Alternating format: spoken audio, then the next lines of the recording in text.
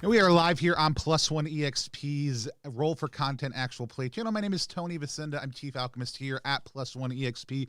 We're a weird little brand that multi-classes in tabletop game design, beard and skincare alchemy, and the Bardic College of Content Creation. And tonight, we're going to be playing Dating... Is it Dating.Sim, Tyler? Should I be pronouncing That's how dot I've been every saying single it, time? but really just right. like Dating Sim. We'll Right. be playing a Dating Sim. A dating sim with a dot in it somewhere. You guys, if you find the dot, you win a prize. And so we, it is a dating RPG in 2 rounds. I'm super excited to play. It's part of the Possible Worlds Kickstarter, which is live right now. It's about 5 more days left to go. Has funded, but hey, Tyler would always love you to go check it out if you haven't yet. I am just desperate to just squeeze the milk out of those stones. That's right. Just please, any support helps. And I will be dropping the link in the chat in just 1 second. I'll get that set up in Chatbot. I accidentally dumped all the go live information right before we went live, so I had to retype all that rather than setting that up, but I'll do that in just a moment. If you want to check us out online, you can find us at Plus One EXP across all social media platforms. You can find me at Tony Vicinda across most of the same social media platforms, or go to plus1exp.com to check out our games and our content. We'll drop some other helpful links down to the social, or if you're watching us on Twitch, click on them because they're right there somewhere. But you didn't come here to hear me talk. You came here to watch us play a game. So let's meet the amazing people we're going to be playing with tonight. We're going to, even though you've already heard from him, we're going to come to Tyler last. Let's drop down to right below me. Alex, Alex, why don't you tell people who you are, what you do, and if you want to be found online, where they can find you online. Oh, I love being found. Please find me. Hi, my name is Alex Kingsley. And what do? I write comedy and science fiction and fantasy in all forms, most recently in the form of a podcast called The Stench of Adventure. But I also write games, and I'll occasionally do stand-up comedy. Not these days, but maybe one day again soon. And you can find me on most social medias as at AlexyQuest. Awesome. Yeah. Tell us a little bit about your most recent project. We were talking about it right before we went live. We'll showcase it a little bit at the end. But you just had a new show come out. It's a scripted comedy podcast. Tell us a little bit about that. I would love to. So during the pandemic, me and some friends got together and decided to make a production company called Strong Branch Productions. And our first podcast is a sci-fi comedy called The Stench of Adventure. The concept is it's about a woman who discovers that it turns out the entire Earth was a simulation. She's the only human left alive, and she finds herself on an intergalactic garbage collection ship. And sci-fi hijinks ensue. We just released it yesterday. First 3 episodes are available wherever you get your podcasts, and I think it's going to be a lot of fun. You can rate and review it on Apple Podcasts. Awesome. And I will drop that into the chat in just 1 second, also so that people can go check that out if they want to as well. Let's move over to Adam. Adam, tell people who you are, what you do, and what if you want to be found on the internet, where they can find you. Sure. My name's Adam Lauver.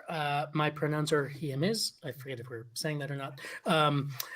I am a writer, actor, occasional stand-up comedian myself. These days, a lot of my creative energy goes into playing D&D and other tabletop role-playing games with Helpful Goat Gaming. They're at Helpful Goat everywhere. I'm at Adam Lauver everywhere on Twitter and Instagram if you want to find me.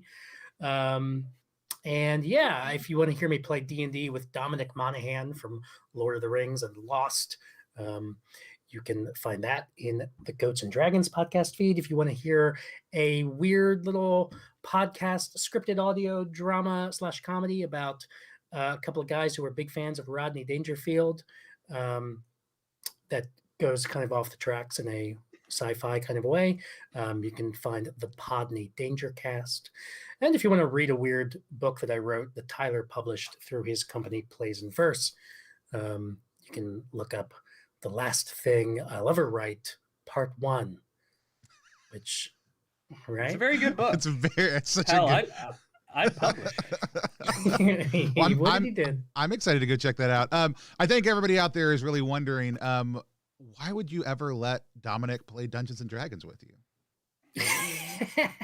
Hey, he expressed some interest, and it was we did it because of the pandemic, the quarantine. That's awesome. We reached out to He was having a really rough time. He just decided And to he throw him a couldn't get bone. anyone to play with him, so Adam was like, you know what?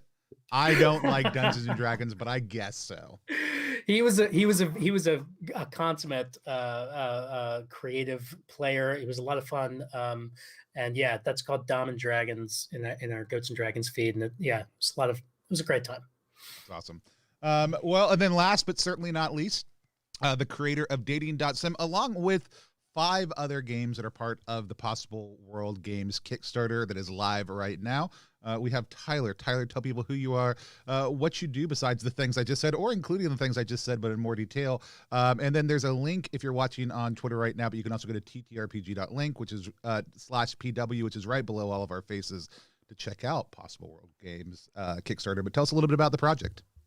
Yeah, so I'm Tyler Krumrine, and if you've heard of my RPG work before, you may have heard of Beak, Feather, and Bone. It was a small game that I made last year for Zine Quest, and was really surprised by how it took off. And in the last year, I have decided to make a go of it and go full time with my RPG design. And the culmination of that is Possible Worlds Games.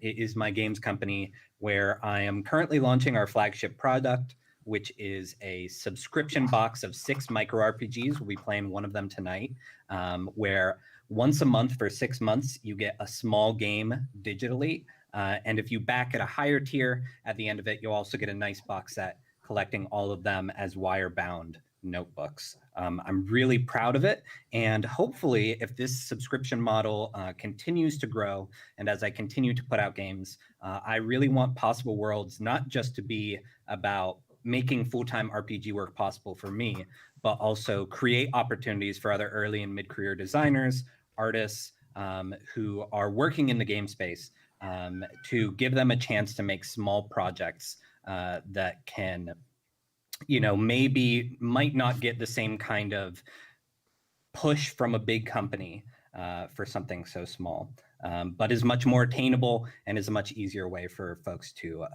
make a living with their creative work. So I really hope you'll check out the Possible Worlds Kickstarter, but more than anything, I am excited to play our game tonight with the 4 of you.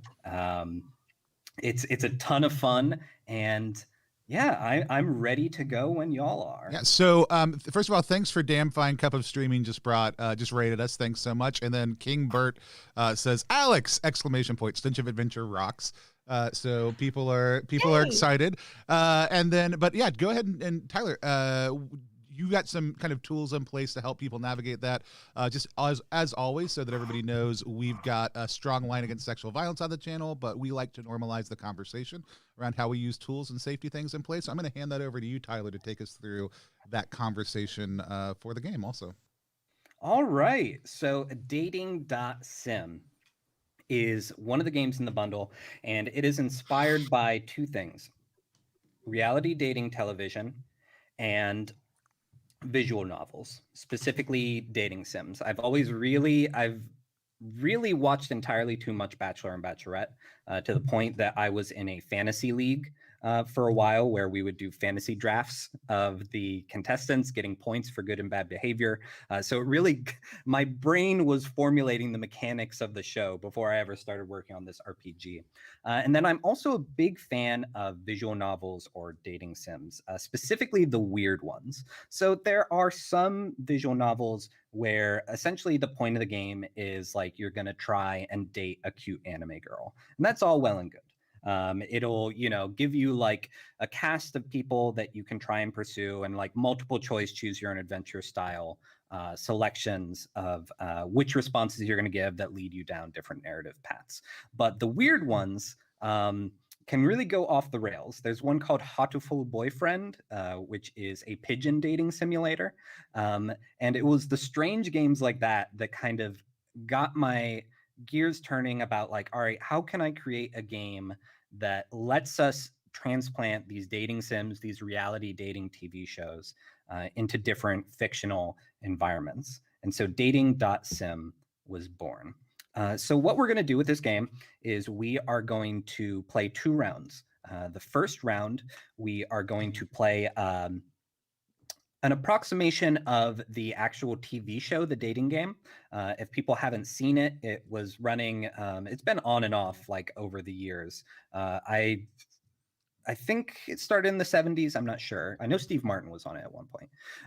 But what you do in the dating game is you have someone who is the host, like the person who's asking questions, who has the option between different suitors. In this, we're going to call them the crown, a la The Bachelor, Bachelorette. So you have the crown, and then they usually have 3 suitors, men or women, and they'll go down the line and they will ask them questions like, if you were to take me on a date to the beach, what would our date look like? Or, if you were to cook me a meal, what's your go-to meal to cook? Those kinds of things. So I will be playing a character, and I will be asking the 3 of you to also play characters. And you can come up with those whole cloth, or I have a couple of little inspiration mechanics that we can use if you'd like them. We'll play that game, and then the second half of the game is we will go on a date between the crown and the winning suitor, completely paid for by the show, of course. So thank you, Tony. We'll go on a date and we will find out exactly, if love is in the cards for this fictional couple or not. So that's the pitch. And usually I like to start with safety tools and like a broader kind of rating. The same kind of ratings that you would give a movie or a video game. Let's go ahead and go with movies. Do we want our game today to be rated PG, PG-13, R, G? I usually stick around PG-13. Like, swears are fine in moderation, but nothing like, too explicit. Would folks be comfortable with that? Yeah. Our joking rule on the channel is the best thing about PG-13 is that you collectively get 1 F word. So if you decide you want to use it, just make sure it's the exact right time. Yes. To pay off. Like, yeah, you have it banked. And so, we'll all say it at the same time, so we get the most use out of it. Right. We'll do a countdown. That'll be how we end it. Yeah. That level, I think I'm totally comfortable with that. And then we'll also do lines and veils. For anyone who's not familiar, lines and veils are also in terms of like a movie. A line would be a line that we're not going to cross. This is content that we don't want to include in the game. We don't even want to touch on it. A veil is kind of like how in that PG-13 movie, say a sex scene is coming up. They're not going to show it, but we see the couple like going into the bedroom and it fades to black and then it's the next morning. Pulling a veil over something means that it can exist in the fiction, but we're not going to spell it out. We're not going to, as players, engage in it or, like portray it for the audience. So an example line of mine is, I really don't want any world-threatening viruses in our game. Regardless of if we're in a fantasy setting, sci-fi, modern day, whatever, I would just love to not have a pandemic. So you're saying if there's zombie, it's got to be a metaphysical reality and not a biological reality. Yeah, exactly. Okay, gotcha. Yeah, no like weird spores and stuff, but biting is fine. Important rule to establish on the dating sim. But only PG-13 biting. Only PG-13 biting, right? So very chaste biting. Twilight level biting, and that's it. Yeah. And so I'll open it up to everybody else. I'm pretty comfortable with whatever. So Adam or Alex, do y'all have any other lines or veils you want to specifically address? I don't think. I think PG-13. I think you mentioned that the channel has a strong line around sexual violence. I think that makes sense. And then other than that, I think I'm pretty comfortable with whatever. Yeah. Sexual violence is the line that I usually draw, and it has been drawn for me. So yeah. I'm good. I think we might want to clarify, because I feel like this is a good time to nuance. Like, I'm down with charm. I think charm and flirting is great. Coercion is a part of sexual violence, right? So yeah. Like, just for anybody watching, or just for clarity's sake in this game specifically, I think that's a good thing to nuance a little bit. But yeah. Yeah, and I think that is That's a great point as well, and probably something that I plan on spelling out explicitly in the text of the game. Because put my initials right next to that. That's fine. Yeah, I'll cut you a check. But this game is about everyone who's on this game, this dating game, wants to be playing the game. Whether or not they're there for the right reasons is one thing, but they're all like engaging in like the fictional excitement of this. And then the other safety tool that we use is the X card.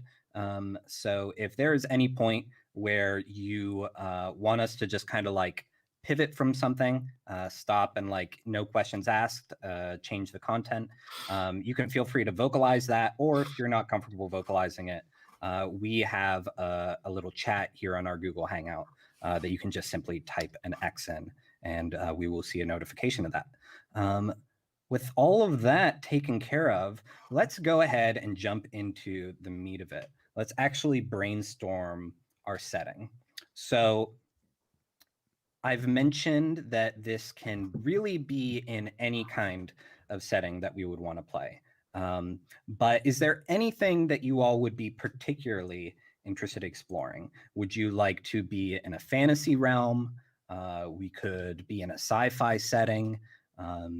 We could all be in like a virtual reality style, like Second Life type thing. And you can all just like choose your avatars for whatever your character is. What's striking people? I have an idea if no one else does, but I want to give you the option.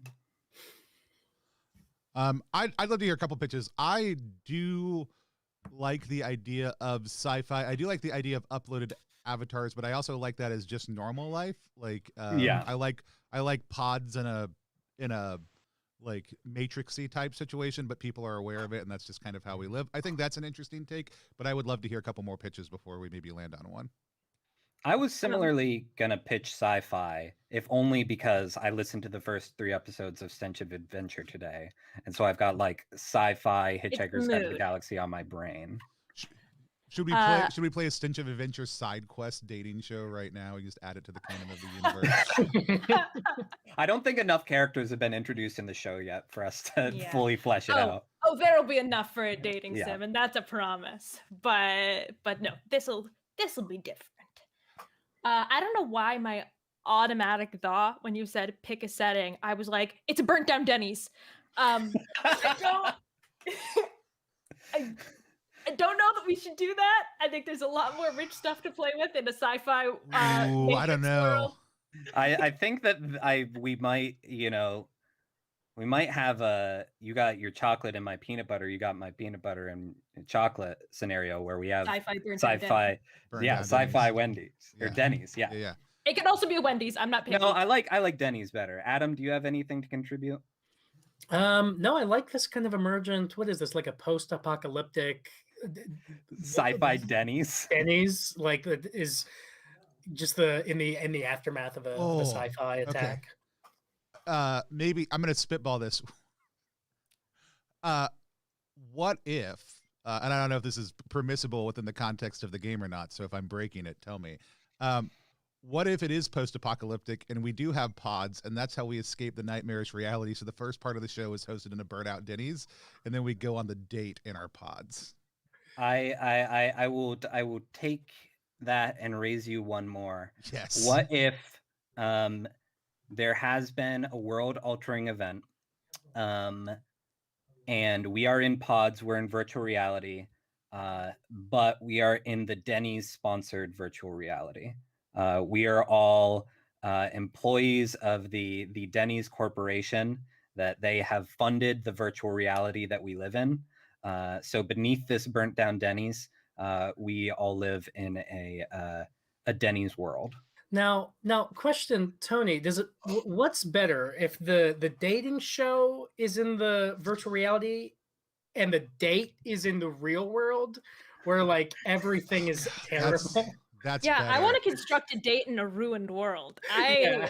So like the virtual reality, like the show is like in Denny's presents the match game, like and everything's like ideal, but then like the date itself happens like in a burnt down Denny's. I love this. We go on the date in virtual reality, and it's actually like a very elaborate way of selecting like Love it. who's going out foraging today, Um, and will they find love amongst the ruins? oh, I think Love Amongst the Ruins is the name of our dating. that's such a great book also too. So I'm 100% happy for that Walker Percy homage right there. And so no, I love that. I love the concept of like it's great. Let's do it. All right. So the next step of the game, so we already have the event that the winners are going to attend. Usually we would come up with something like that, so we have a little bit of structure for later, whether it's they're about to attend the royal ball or something. But in our case, they're about to attend the apocalypse. So the next step is defining the crown. I will be playing the crown for this first round.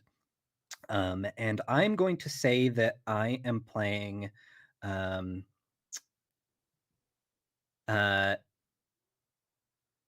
Nathan Denny. And Nathan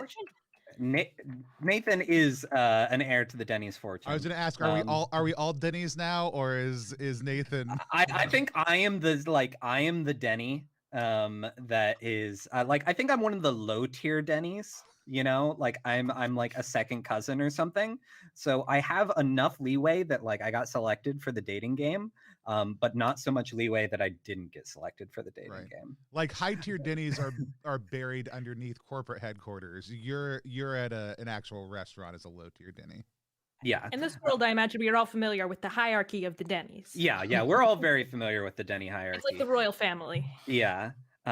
So going into this, I think we are in this virtual reality world that is kind of like a New York City type place, but it's just like Denny's advertising as far as the eye can see. I would not be surprised if some buildings look like different breakfast entrees or things like that. But the three of you are going to be competing for Nathan Denny's affection. And I think part of that is, you all can decide if you're here for TRR, which is for the right reasons, or not. Are you really looking for love, or do you have some kind of ulterior motive to want to get out of virtual reality into the real world? Or are you looking to date Denny for the influence that he holds over the Denny's family? It could really be anything. But the next step of the game is the three of you defining your suitors. So if you have an idea for who you would like your suitor to be, you can go ahead and share it. Or if you would like a little bit of inspiration, there is a follower mechanic in this game, which I will basically tell you, if this was a real person, how many Instagram followers would you have? And you can let that inform your character creation. Also, just to specify, we are going to assume that Nathan is pan in this situation. He is attracted to everyone. So your gender expression can be your own. Cool. Does anyone have any ideas, or would anyone like a follower count off the bat? I think I would like my character. Well, I know what I want him to be, but I don't know if it's worth keeping secret from everybody. No, let's not play with secrets. Okay, good. All right. Like you don't have to go into every detail. Some of it can emerge during play, but you can give us your pitch, and we'll go with whatever you want to share right now. So I think my character is Roger IHOP. And he's definitely not here for the right reasons. And what I don't know is whether he will be whether he'll be forthright about his identity as you're under no pressure to do that as a member of the IHOP family. Yeah, that will come out in the questioning. Yeah, that's a distinguishment between there are no player secrets, but character secrets are all on board. Yeah. What are Roger's pronouns? He, him, his. All right, and we can leave it there. You can flesh out more of Roger as Nathan, peers into your soul. Alex and Tony, any ideas? I would love a follower count. I All want to get right. a little inspired. So I have 2d6 here. The first d6 that I am rolling is the first digit of this number. It is a 1. The next d6 I am rolling is how many zeros come after that number. It is a 4. So you have about 1,000 followers. Wait, So, it's you know, 4 zeros. Isn't that 10,000 10,000 followers? technically. Okay, 10,000 followers. That's I a was not big questioning difference. it. I can't do No, that. 10,000 is big. No, that I is just know no, that 6 is a big. million. Yeah. So 10,000 followers. Oh, I know this changes things. All You right. have 1,000 followers times 10. How many of those are bots, though? That's Most the thing. I think it could be that like these might be followers from other VR networks if you want. These could be followers within the Denny's network. It also doesn't necessarily need to be one-to-one tracked to an Instagram. Like if we were in a medieval setting, maybe this 10,000 was like 10,000 people have heard the bardic songs about your exploits. But you have like a 10,000 in clout. All right. That's a lot to play with. Okay. Tony, So- do you have anything in the meantime? Sure. I'm gonna go with so my character, I'll give you their name in a second. They are they regularly participate in the Denny arena, because we're gonna throw that out there now. That there is some sort of I imagine this being more American Gladiators. Maybe it's not the Denny arena. Maybe since we've established some slightly larger lore, it's the fast food arena. Okay. And I'm gonna be Vanessa All-American Slam Throckmorton. Okay. She her. And so I am a professional fast food athlete competitor. Who So is that Vanessa middle name All-American Slam? Vanessa screen name All-American Slam. That's my signature slam move that I bring out when my back's against the wall and the chips are on the line for the Denny's empire. I bring the All-American Slam to the fast food games, and so it's my signature move, which has become my screen name. All right, excellent. Alex, how you feeling? All right. I think I'm ready. I would like to be Beverly Nutmeg. Beverly Nutmeg is an Instagram influencer, but since we are living in the Denny's reality where everything is Denny's branded, she can only influence with Denny's products. Specifically, she is a fragrance influencer. So she is right now trying to get everyone to buy the new sweet syrup scent by Denny's. That's what she's pushing. Whether or not, oh yeah. Sorry, I heard you say she, so it's she her. I'm going with she her today. Which And Vanessa, another question, sorry, for Tony and Alex. Are Vanessa and Beverly here for the right reasons? I think Vanessa more than anything else just wants freedom. She is an indentured competitor, classic gladiator style. And so I would say this is a pathway to freedom in the same way that the games are. Like for Vanessa, this is just one more competition, and she's here to win. And so no, I would say probably is the way that I'm leaning, but middle no, like not hard. We'll no. see. We'll see. Who are we to There's say a- that there's- freedom is not the right reason? Right, Yeah. yeah. Ooh. The Well, second half of the date, Don't anything let the could happen. higher up Denny's find out that because they don't think it's the right reason. What about Beverly? I'm gonna go with a solid no. It may not be quite as nefarious as Roger Nutmeg. Wait, no, that's my last name. Roger You're IHOP. You're Right, IHOP. yeah. I'm Nutmeg.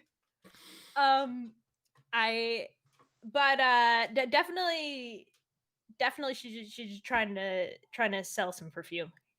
Cool. Well, hearing those three no's, I think it's a great time to share that Nathan Denny is definitely here for the right reasons. he is very much looking for love. He's ready to put it all on the line. And so let us zoom in the camera to let's go ahead and go to the fast food coliseum that Vanessa knows so well. And all of the virtual Denny's employees are gathered around in the stands, and we are like, on a platform in the middle of the stadium. Nathan is sitting on one side of the stage, and the three of you are sitting on the opposite side of the stage. There are little dividers between each of you, so you really only have eyes for Nathan, not for each other. Nathan is wearing just like straight up classic Denny's waiter attire.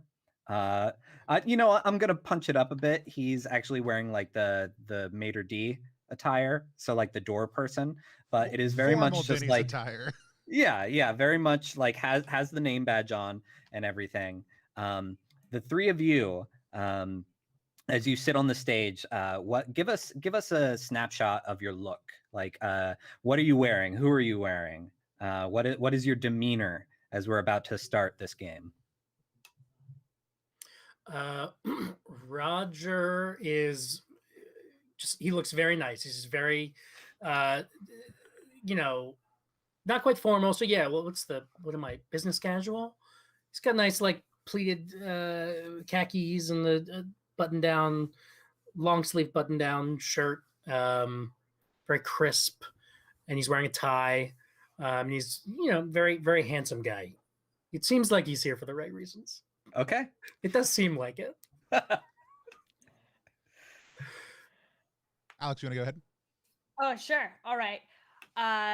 Beverly is all about her brand. So she's wearing an elegant evening dress that looks very odd with the Denny's attire. And like just like reclining, like trying very, very hard to look cool. Probably holding like a martini, and everyone doesn't know where it came from because they definitely don't serve them at Denny's. Acting like she's eyeing the competition, when in fact she cannot, because she cannot see anyone. Yeah. And I imagine everyone in the stands can smell Beverly as well. Just like yeah, overflowing they're like, sense. that's syrup. Yeah. How about Vanessa? So I want to pitch that rather than the normal entry, like this like Vanessa kind of owns the Coliseum. Like this is where she, plies her trade. So like we kind of flash over to that last seat and it's completely empty, and all of a sudden like lights drop and spotlights cut across. And counter to the normal music that like comes up at the beginning of the Denny's, dating show. Like I feel like there's a record scratch. Yeah, there's a record scratch. Like the all-American music starts playing. Like it cuts to one entry point. There's no one there. It cuts to another entry point. There's no one there. All of a sudden, Vanessa drops from the ceiling on a rappelling rope, like coming straight down at that stool, slowing down at the last second. Like comes out and goes near. Oh, Alex, I forgot to write down your character's name. What is it? Nutmeg. Beverly goes near Beverly and gives like a for the Roma, walks over and gives Adam a little bit of a shove. We see it is a mix between a fry cook's outfit but way more branded. So it's like a lot of bright yellows and reds. Clear Denny's on but it's like also mixed with like Gladiator. So there's like a big Denny's like arm guard into an oven mitt, and there's a giant like mace of a whisk at Vanessa's side, and Vanessa takes her stool, which I don't know if everybody else can have whatever chair they want. Vanessa has a stool, and then like we cut back to normal. All right. This is fantastic. I have one clarifying question before we start the game. Does Nathan know Roger's last name? Are you open about your IHOP lineage, or do you have a fake last name for the purpose of this game? I think he has a fake last name for the purposes of the game. Okay. IHOP did change its name recently. It's IHOP. I was gonna say it's IHOP with a B. Whatever. Move. So you're Roger IHOP. Roger, I hope. No one will ever All right. suspect it. Excellent.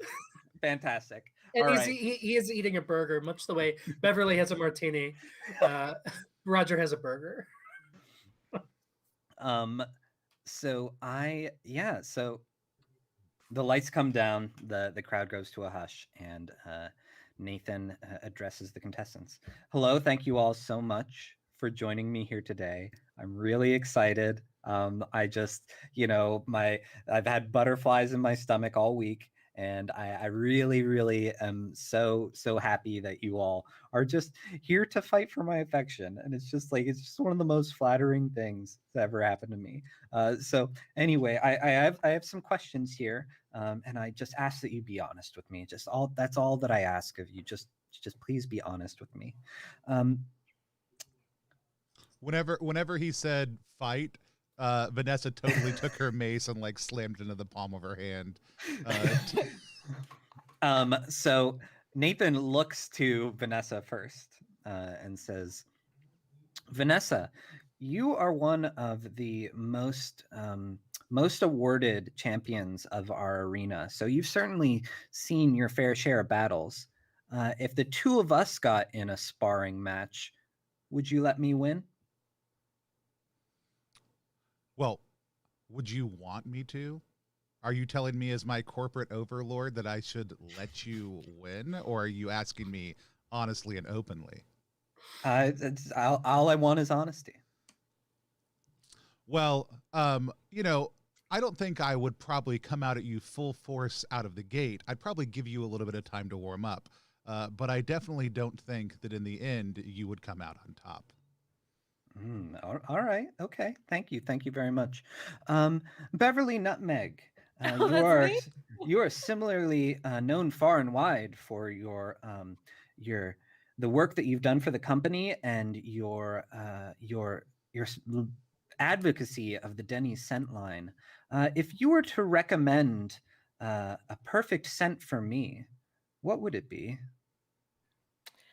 Now, as you are probably aware from my Instagram, and this is the martini.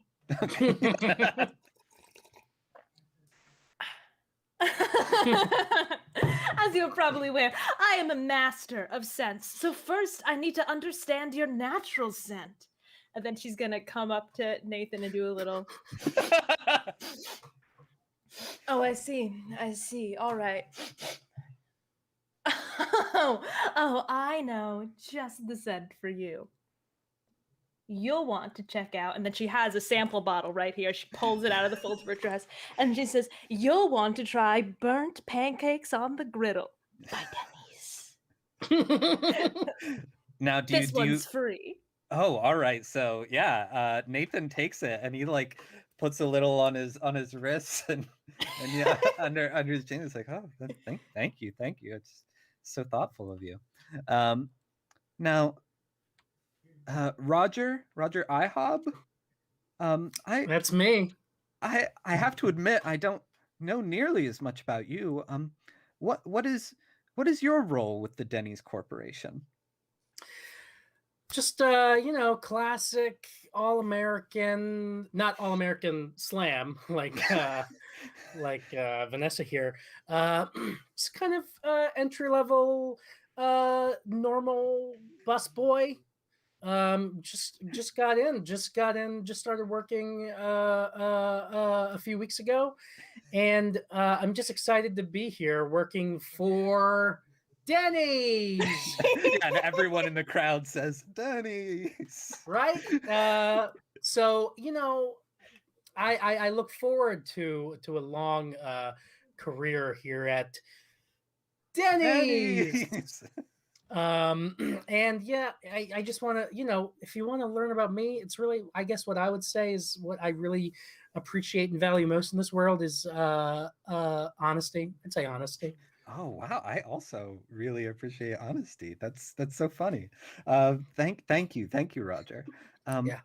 My next question. Thank you, Nathan. Thank you. I want to say you're very handsome. Oh, thank you. I appreciate it. So my next question is for the entire group. You can volunteer to go as soon as you have an answer. But as you know, the, breakfast is one of the staples of the Denny's brand. If you were to make me breakfast, what would it be? Sure. Why not a burger? I would say. And I just think, why not? If you can have breakfast any time of day. That's 24-hour breakfast. Why not also 24-hour burgers? And I think you got some great burgers on the Denny's menu for your dinner menu and your lunch menu. I know I'm just a busboy, but just throwing it out there. Wow, those are the kind of bold ideas we appreciate here at the Denny's Corporation. Well, you know me. I'm an innovator. I like to see things differently. I like to invent. And I figured Denny's, we all love Denny's. We all love eating breakfast. But what if you could eat breakfast without eating breakfast? So I'll tell you what I eat. It was like a gasp from the crowd. I know. So I'll tell you what it is that I eat for breakfast, and this is exactly what I would make for you. I have a set of vials, and each one contains just a different subtle aroma, and I just unscrew and take a little whiff, and it invigorates me and it gets me through the day. And I think that's all you need. Wow, thank you.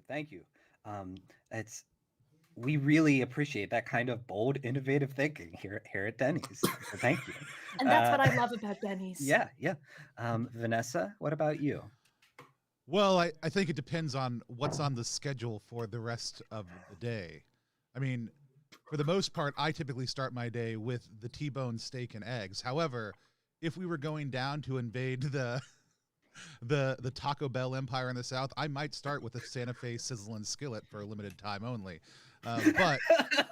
But I think anything you have for me with breakfast will make you moon over my hammy crazy for lunch. Thank you. Wow, that's the brand loyalty. Really, I am so impressed every time, Vanessa. You're truly one of the best that we have here. My next question is for you, Beverly. Oh, that's me again. Now, I hate to admit, but I suffer from some pretty strong allergies. If there was ever a scent you were wearing that caused me to have a reaction, would you change it for me? Oh, wow, that is a difficult question because I do care for you, Nathan. But I also care. Wait, Nathan for you? Jeez. But I also care for Denny's. But that would never happen. And I'll tell you why that would never happen. And then she produces again from the fold to freak out my new line of hypoallergenic scents. And the crowd goes wild. That's right. And she starts like throwing a few into the crowd. You get hypoallergenic. You get hypoallergenic. Like a t-shirt cannon rises up out of the stage. Wow, thank you. I hadn't realized science had come that far. Now, Roger, I admit, I do love a good burger. But if I were to have a different sandwich, what do you think says Nathan? What would be on the Nathan sandwich? Well, let me take a good close look at you, Nathan Denny. When I look at Nathan Denny, I see a man who always wanted to be in charge, right? Wanted to have more power, more control than you ever quite felt like you had. Oh, this sounds like a delicious sandwich. When I look at your thin yet muscular frame and those great commanding shoes, I guess the sandwich that comes to mind for me, Nathan, for you, maybe like a Reuben? Okay. Yeah, that's great. Yeah, we have some delicious Reubens on the menu. Thank you. I appreciate it. Usually I just get hot dog. For whatever reason, people really seem to think that I love hot dogs. I'm sorry. I need an X card. Yeah, Are you? muscular I need an X card. Are you advocating that a hot dog is a sandwich on the stream right now? Right? I'm just saying, a lot of people think that Nathan loves Nathan's hot dogs. That's all. Gotcha. All right. That's fine. Although- Never mind. I withdraw. Now that we've clarified, I'm fine moving forward in the same direction. Now, Vanessa, everyone knows you for your trademark move, the All-American Slam. Mm-hmm. If you were to come up with a trademark move for me to perform, what would my trademark move be? Yeah, I think if I was going to do a build my own slam, the Nathan Slam, as it were, I might start out with a side of protein, something really to really build the meal around. A lot of people will start with what's sweet, but you really want something that's going to give you the energy to go the distance with me. So we're going to start with a thick piece of steak, or we'll probably come up with a chicken alternative for people who are looking for something a little bit more lean, a little bit more carbon conscious. And after that, I think we're going to build out some hash browns around that. We're gonna go with soft poached eggs on the top, because you look like you're gentle and have a delicate center. I am very soft. And so we put those over the top of those hash browns. And then I think a lot of people always think of Denny's and they think of pancakes with their slams, but as somebody who's a little higher up in the hierarchy, I bet you could come up with something a little bit more conventional, and we could go with a waffle on the side. Oh, I'm getting warm over here. I'm sorry. Thank you, Vanessa. Now it's time to get serious for a moment, for a final question for the group. It's had a lot of fun here today, but the fact of the matter is, I am very easily frightened. And I am terrified of leaving the safety of virtual reality to go out into the American wasteland. So, once we enter into the unknown, how will you keep me safe from all the baddie waddies?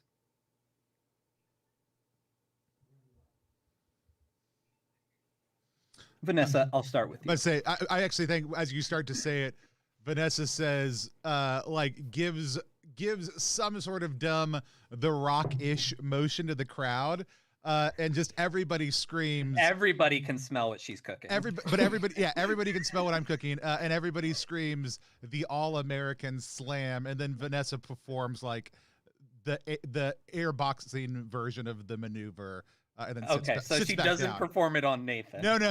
Just like the virtual, like a virtual bad guy appears. Somebody from the evil IHOP Corporation appears, and like a simulation. And Vanessa drops the IHOP goon that's been simulated, and the crowd goes wild. And that's Vanessa doesn't even say anything. Like, that's it. Roger looks horrified. That goon looked a little familiar also too. I'm not gonna lie. Roger mouths the word "Dad." Fodger, IHOB. Fodger. Thank you, Vanessa. That's very encouraging. Anyone else? Well, the way I see it, safety.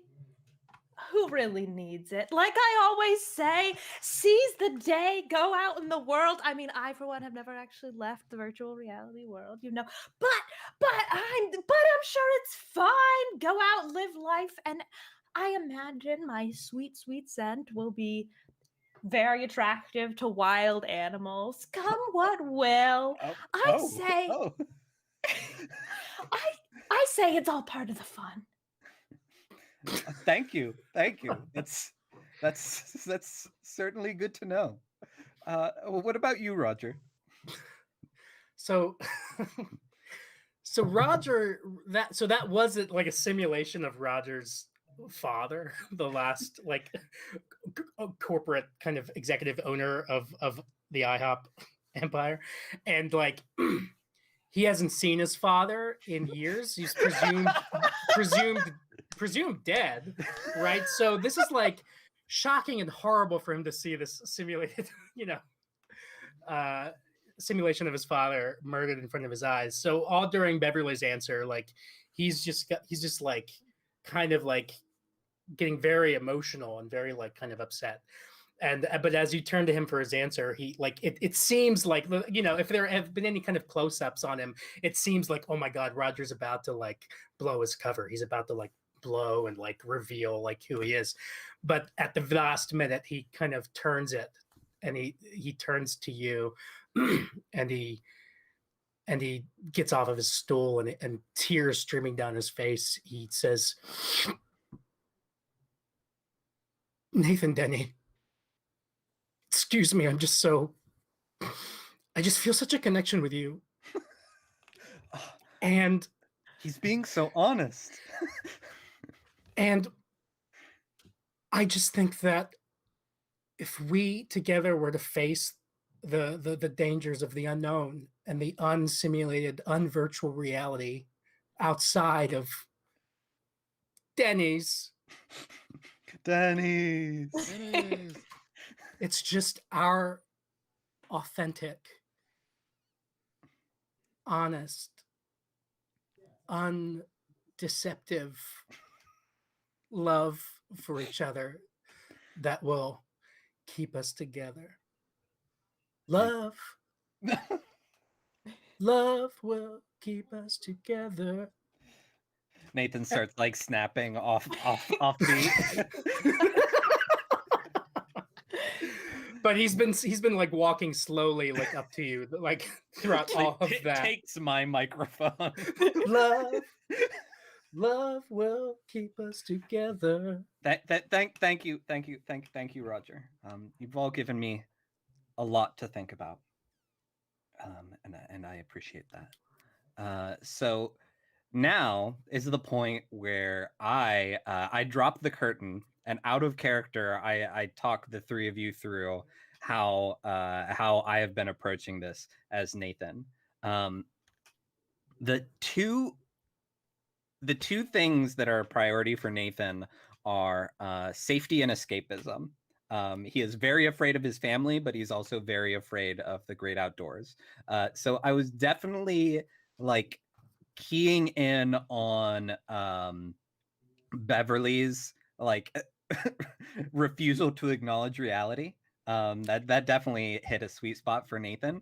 But I think once you mentioned the fact that animals will be attracted to your sense, that was kind of the deal breaker for me. Also, hey, let's pause real quick before you go too far. If you are listening live right now, or even if you're watching this later, just tell us in the comments or the chat below who you think should win based on what you think right now. Like it doesn't, whatever Tyler picks doesn't matter. I would love to hear who everybody else I would love to be win. able to look back at this archive and see what other people thought. Yeah, so go ahead, Tyler.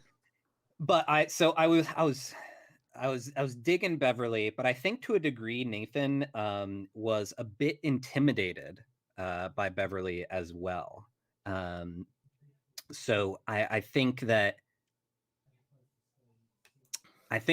it's not Beverly. Roger, I think there was something very enticing about his honesty for Nathan. Nathan really just loved how just Roger put everything on the table. At no point came across it at all duplicitous. And, it doesn't even matter that Nathan hates burgers. He was trying to be very polite, but, Reubens are fine. He really is more of a hot dog guy despite his protestations. And at the end of the day, not only does Vanessa seem to have the same amount of contempt for his family, but Vanessa is also big and strong and can protect Nathan in the coming adventure into the Wasteland. So I think that Nathan takes his moment to tabulate, and he comes back out on stage, and he announces to the audience that Vanessa is the winner. Vanessa, how do you take this news? How do you react?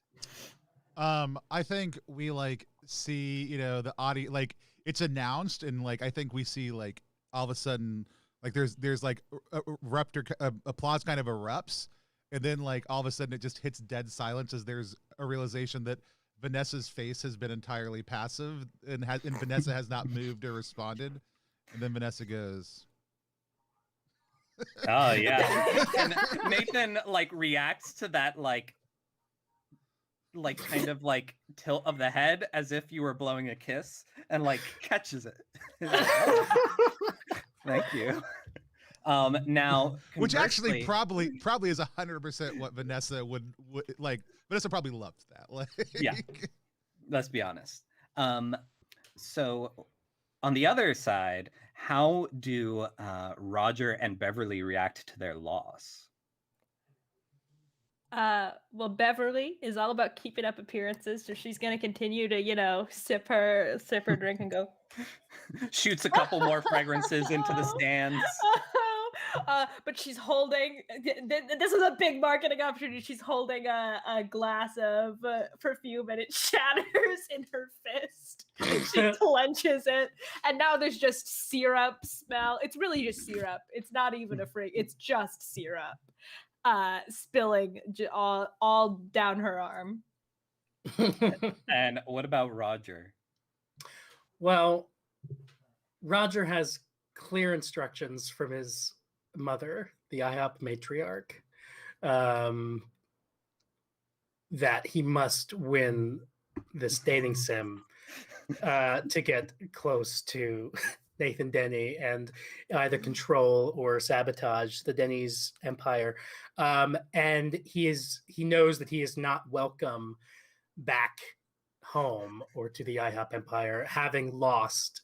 So but he does have a plan in place for this, exactly this contingency, which is that he does pull out a gun and take Nathan Denny hostage. He's and got right away, as that happens, the same trap doors in the stage that fed the t-shirt cannon, and that helped with Vanessa's entrance. This is virtual reality. They could, the architect can do whatever they want. So you just right away drop through the stage, and Nathan is very, very frightened, but everyone just kind of an announcement comes over, is nothing to see here, it's fine.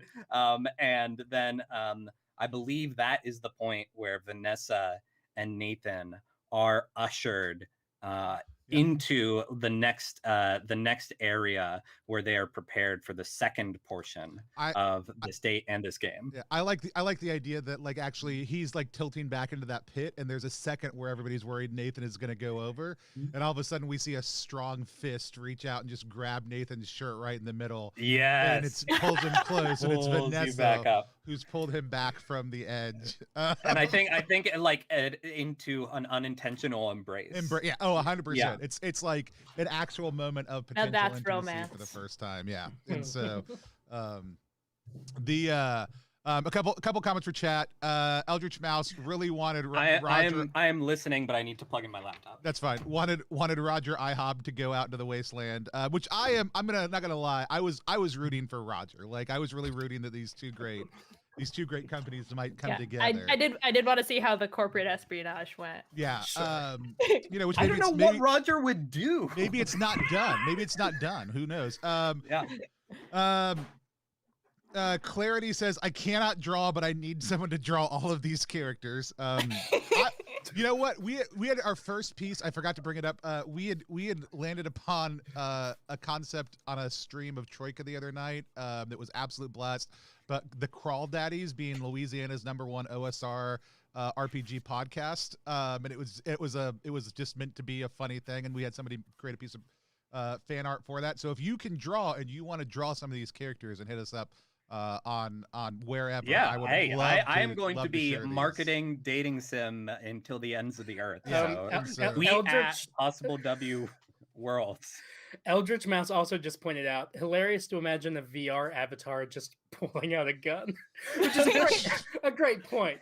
So like, I think that like, not to get too dark or anything, I guess a little like content warning around like potential like depictions of like suicide or something, but then like he first aims the gun at you and then like puts it in himself and click, but then he remembers like, this is virtual reality. Okay, I actually like that the is idea. where I thought that was going when you were like, well, he had a contingency plan, so he pulls out a gun, and I was like, whoa. I actually like the idea that it was some sort of like over the top IHOP hack where like the gun enter, like all of a sudden like the smile that's at the bottom of the IHOP logo, like you like zip that open in the VR reality, stick your hand in and pull out a VR gun that will do actual damage. Man, I really wish there was the IHOP pocket dimension.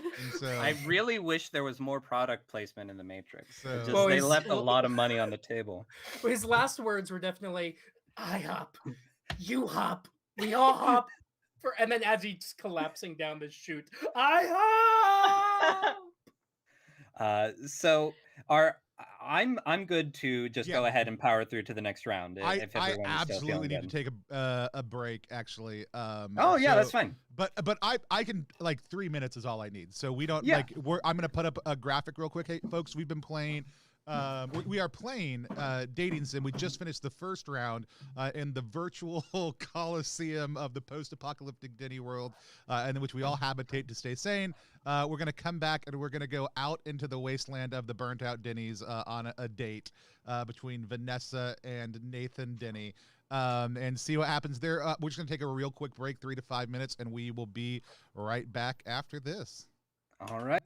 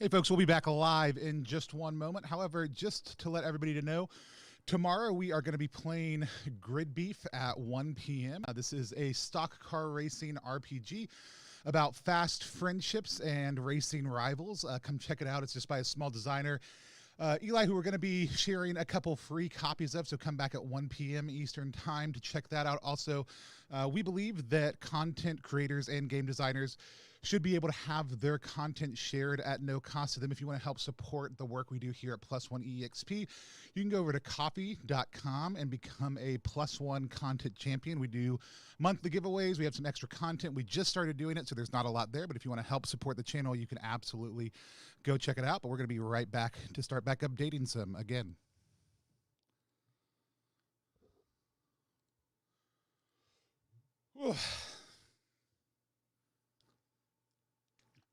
I may have had 7 Long Island iced teas at lunch. Nice. I went and did a very socially distanced, like 35 people in a room built for 500 people, live event for the first time in a long time, but they wanted to go out for lunch afterwards. And the person who I was with started ordering drinks, and I was like, I'll have one too. And then they just kept on ordering drinks. And, I didn't have to drive home afterwards. I had another friend with me who did. So also I didn't mute myself again. So everybody just heard that. Hey, everybody, I got drunk earlier a little bit. Those behind the scenes things.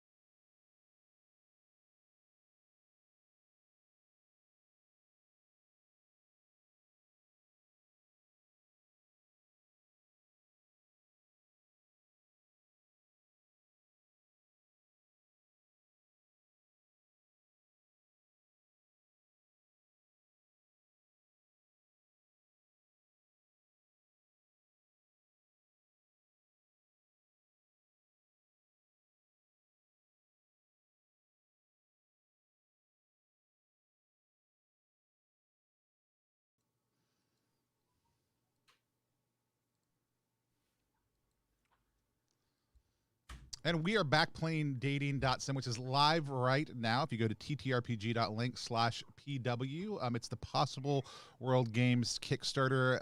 Tyler, before we dive back in, tell people a little bit more about the Kickstarter one more time, just so people know what to expect. Yeah, this is a subscription series for 6 micro RPGs, 6 games, 6 different genres over 6 months.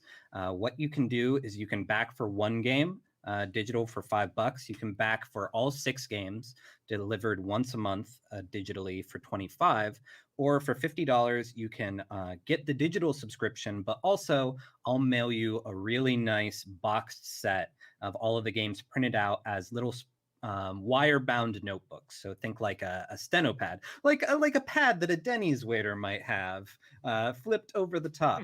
But it's a really fun project. I love short games like this, like the one that we're playing right now. Games that can be easily taught, easily played, and that can be replayed or taken and dropped into larger campaigns. There's no reason why you couldn't have like a dating game arc in the middle of your Dungeons and Dragons campaign.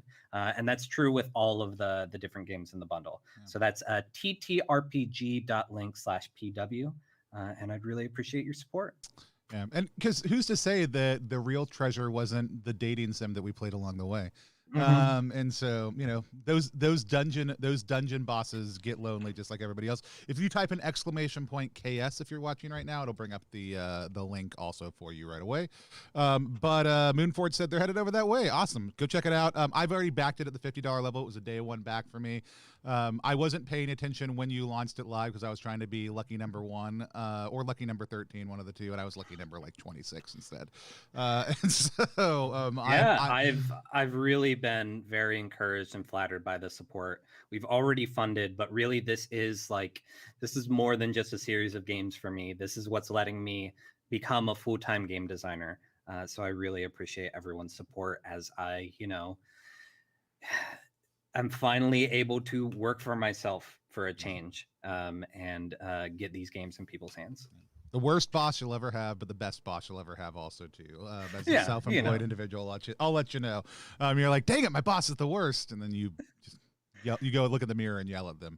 But the other major thing I want to say before we dive back in, you're also creating a platform for other small and entry-level game designers to be able to share micro games they have on the same platform, help get their work and their ideas out there. And if you've been watching tonight, like we haven't there's been a die roll. And it was for Instagram followers. Right. And so we'll talk a little bit more about the mechanics of this and kind of some of the behind the scenes stuff. But you also create games that are very approachable by anybody. You've talked about your brother being a farmer who's a storyteller, but wouldn't necessarily sit down and play Dungeons and Dragons, and that's where your design ethos come out of. We'll talk a little bit more about that later, but it's a phenomenal project worth supporting if you haven't gone to check it out yet. So, but Tyler, let's introduce the second part of the show as we open up the lid and enter into the nightmare. So this game is entirely diceless, with the exception of if you want to find some Instagram followers. None of the games in the bundle require anything more than either a deck of cards or 6-sided die. Part of my design ethos is part of making games accessible is also, making sure that they can be played with anything that you can find in a corner store if you don't have it in your house already. But this second half is fully diceless, but there is a little bit of a shift. So up until now, I have been playing Nathan Denny alone. Now, Alex and Adam will join me in portraying Nathan Denny. The three of us are Nathan Denny now. Now, Tony, you will remain Vanessa, and you are also being deputized as our pseudo GM for the second part of the game. So what we'll do is let's presuppose that we just emerged from the Denny's catacombs and we're in this apocalypse.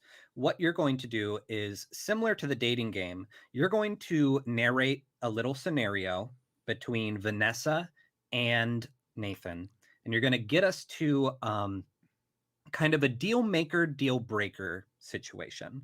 So maybe you narrate that like, all right, Vanessa and Nathan are walking along and they encounter a growling dog. What do you do? At that point, Alex, Adam, and I will each pitch to you our idea for how Nathan would react in this situation. And you can either choose the thing that Vanessa is more attracted to, or you can choose the thing that you just think would be funny or the interesting next thing in the plot. Cool. Whoever is selected, they will get 1 point. I'm tracking points on my end, so no need to worry about that. And the two of you will role play a short scene where you kind of back and forth their proposition before you then narrate another short vignette and get us to another deal breaker point. The idea is we're going to be accumulating points based on our propositions that we make. And then at the end of the game, whoever has the most points will get to say how Nathan truly feels at the end of the day. before the final moment of the date is Tony saying how Vanessa reacts to those feelings. Awesome. And with that, unless anyone has any questions, we are ready for the next part of play. My only one is this. We've been in a virtual environment. Are we envisioning, just for our game, this is not, I know, a universal reality for Dating Sim. Do we feel like Nathan and Vanessa, like our avatars in the world, are they our avatars out of the world? I'm not looking to redirect entirely I think new they characters. are, like the avatars are the same out of the world. I like to think that, like, as they're in VR, I think they're like little electroshocks stimulating their muscles so that they're like in the exact same physical condition when they come out. And I'd like to say, and unless you want to put us in something else, we can also be in the same outfits. Yeah, I like but the really, idea that the our rest outfits of the are world like... building is your oyster. No, I just wanted to clarify. Yeah, I like the idea that the theory behind the pods or whatever we're in is like, yeah, our muscles are being electronically stimulated based on what we do, and then when anyone's released, their clothing is just 3D printed on, like into whatever they had on as they came out. Like I think that's a good. My idea is that like we are all being like kept ready because Right. the world could be ready for us again at any moment. We're just the two that have been released first, Cool. and who knows if there are other people out here. That's oh no, there are 100% other people out here. So Maybe we'll meet some friends. As we I think we make our way over, we see each other in the real world for the first time, and it seems pretty similar, except for we're in this horrible burnt out Denny's, which I just love. I love, Alex, that this was your initial idea, and I love that this is where we are. I don't know why. And it is 100% burnt out, burnt down. However, there are like as we come out, like from a tube shoots up like and also like there's a there is an actual like moons over my hammy breakfast sandwich and an all-American slam, and then 2 breakfast mimosas that pop up. I have something way darker planned originally for this, but I think this is a much better place to start. Yeah, and it's better than coupons. Like the Denny's, at least we're getting the actual food. The Denny's jingle plays in the background, like, but in kind of a like dun dun dun, like like announcement getting ready to be made. Like it's like, enjoy your meal. It's the last one that will be provided for you. But we've got these two breakfast mimosas. Maybe there's a picture of it in the middle of the table, and these 2 sandwiches, which is even better, it's the Nathan Slam and the All-Star Slam. So it's that piece of steak or chicken if you wanted to go with lighter fare, hash browns with a soft poached egg, and a waffle. Are the two things that are being served right now. That and the All-Star Slam. Is that enough of a deal breaker, or do we need something? So what are you asking us? Are you asking us like, how does Nathan eat his food? How does he react? Yeah, I think how does Nathan respond to the statement, this is the last meal that will be provided for you? Okay. Leading into like this kind of ominous statement of here's the last bit of your old life left as you get launched into the real world. I will go ahead and start. I don't know if Vanessa will like this or not, but my pitch is that Nathan puts his hand on your arm, and just like the look on his face is just, he's so touched, and he says to you, "They made me the signature move you came up with for me." And he's just like so touched that, is like, this could not be a better start to our new life together. And I think he does say new life together.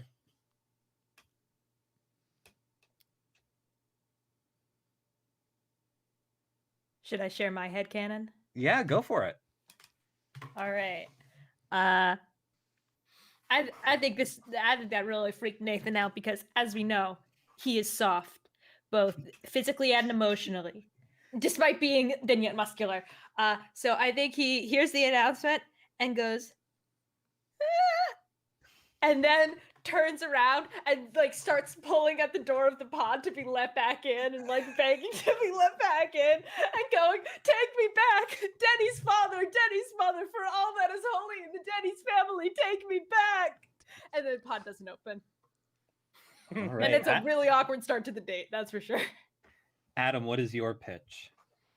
I think that being a Denny, Nathan knew this was coming, and I think that he has braced himself with a kind of a grim determination to head out into the wastelands to escape from his overbearing family. And this recording like is just the final like example for him of like this is exactly. And so he doesn't even, this is not a moment of connection with Vanessa. This is a moment of like he doesn't hold Vanessa's hand. He might even like let go of her hand and like clench his fists and say under his breath, "That's it. I'm finally getting out. I'm finally getting away from them." And that's the moment he became hard poached.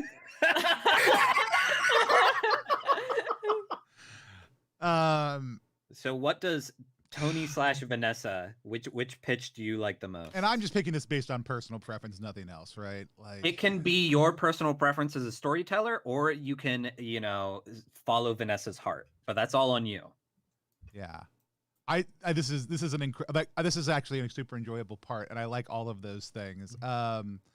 I think if I was going on surely what Vanessa would like, hard poached is 100% the way I was thinking that too. Yeah. And it also feels like the escapism part, like a little bit disillusioned from the interactions with Beverly, the escapism part kind of fading into the background and the survivalism part coming forward. Yeah, let's go with that. Let's take hard poached. Also getting a little bit of character development here. Yeah, let's exciting. Now the two of you role play a short scene about like this moment. I think Adam just kicked it off. Maybe that's Vanessa, because Vanessa's very, very good at knowing the Denny's menu also too, as any good Denny's gladiator is. And makes the comment, so it sounds like you're ready for some hard poached eggs. Well, I think we're gonna need our energy if we're gonna make it to the edge of the Dennyland today. Yeah, and now Nathan will turn to you and say, yeah, energy. That's what you've been promising from the start, from back on the show. You and me, we can do this. You got me this far. Thank you, Vanessa. Yeah, let's eat some fucking Denny's. We all agreed before the show started that PG-13 meant that we got one F word. So we would all try to say it that we would all try to say it at the same time. So thank you, Adam, for pulling off that band-aid. Sure. That is the perfect length for this scene. Yeah. So you can guide us to the next deal maker, deal breaker moment where you want to see how Nathan reacts. I think we see I mean, just as a whatever, I think we see like like the meal being consumed. I think there's actually like some somewhat tender but also somewhat like funny ways that like Nathan doesn't actually know how to eat a soft poached egg. Like I think is just a a little bit like Beverly or Vanessa gives some tips, and then as we make our way out of the burnt out shell of a Denny's and into the Dennylands, we're kind of picking our way through. There's kind of a bird in the distance every once in a while, but not a lot of noise. Everything's pretty quiet. And then all of a sudden, we hear the hooting sound of one of the burger boys. And it's I don't want to go straight IHOP. I think we see part of the Burger King Royal line. Some of their retainers. I thought a Hamburglar was coming. We come not yet. That's later while we're sleeping. I'm picturing the the Beagle Boys from DuckTales. Yeah, Beagle Boys, Jerry Beagle Boys-esque, but there's like a hooting and like, actually, let's go with like, there's like a wolfing noise in the difference. So it's not the sound of a dog, it's the sound of people making dog noises. As the Burger Boys, we can hear them in the distance, and then we see 3 of them on the horizon. What does Nathan do? Shoot. And so our brainstormed or like pitches going forward have to kind of align with the first moment? Like, not necessarily. So your pitch was the only one that became reality in the fiction of this story. But now Alex and I both know what Vanessa preferred in that scenario. Okay. So if we're trying to get points, it makes sense that we might try and angle towards what Vanessa is looking for. Gotcha. I can, no, go ahead. No. Yeah. No, please, Alex. I mean, speaking of being inspired by your pitch, I really like the idea that something has been unleashed in Nathan by this. Just the freedom and being taught how to eat an egg. It just all bets are off. So before he knows what he's doing, he is taking his Denny's maitre d' shirt and he just rips it down the middle. He's ready for combat, and he goes, "Ah!" And then he starts. Because this is the feral side of him that has been unleashed. To clarify, he starts growling like a dog in response, and he's like foaming at the mouth too. Vanessa doesn't even know how he's doing it, but he is ready for action. This is a different Nathan Denny than we have ever seen before. That's my pitch. All right, I have my pitch. So my idea is that Denny, similarly, like something has been awakened in him, but he looks to Vanessa with the Burger Boys in the distance and says, I may not have the same strength and skills as you, but I am small and unassuming and non-threatening. I'll sneak around and sneak up on them from behind, and we'll do a pincer movement. You just do what you do best and hold them off until then. My pitch is that Nathan simply squints at these what are they? They're the Burger Beagle Boys. The Burger Boys. Boys. They're the Burger Kings. They're the Burger Kings daring retinue of people invading the edges of the Dennyland. He I don't know squints. why. No, go ahead, Alex. I don't know why I keep imagining that big purple guy from McDonald's. Sure, yeah. Oh yeah, I think that there's. We'll get to Grimace and the Hamburglar. Oh, that's we'll really get good. there. We'll I get was there. like gloopy, but yeah, carry on. So yeah, Nathan just narrows his eyes at them in the distance and reaches into his pockets and pulls out a hot dog in a bun and just kind of takes a bite out of it, but handling it much like you'd handle like a cigar, or in this case, I guess, like a cigarette or a cigar, just like with that kind of mood, that kind of attitude. Yeah.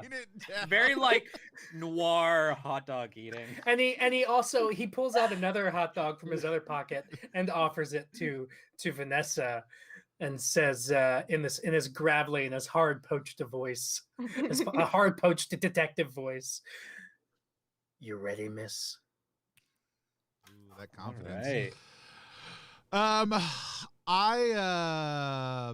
gonna go with Tyler on this one.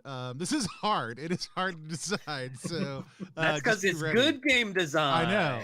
Good game design, great players. I'm gonna go with Tyler's. Here's what I think. You say that, and Vanessa looks over and goes, "You know what my other favorite slam is?" And then like she reaches behind her back and pulls out a small hatchet and she says, "The lumberjack slam." she gives you a small hatchet to take with you as you sneak around. And as you kind of dart off, she grabs the attention of the Burger Boys. and challenges their presence here in the Denny lands, and asks what business they're here on. I think we see them kind of come charging towards her, as only mindless burger boys would do.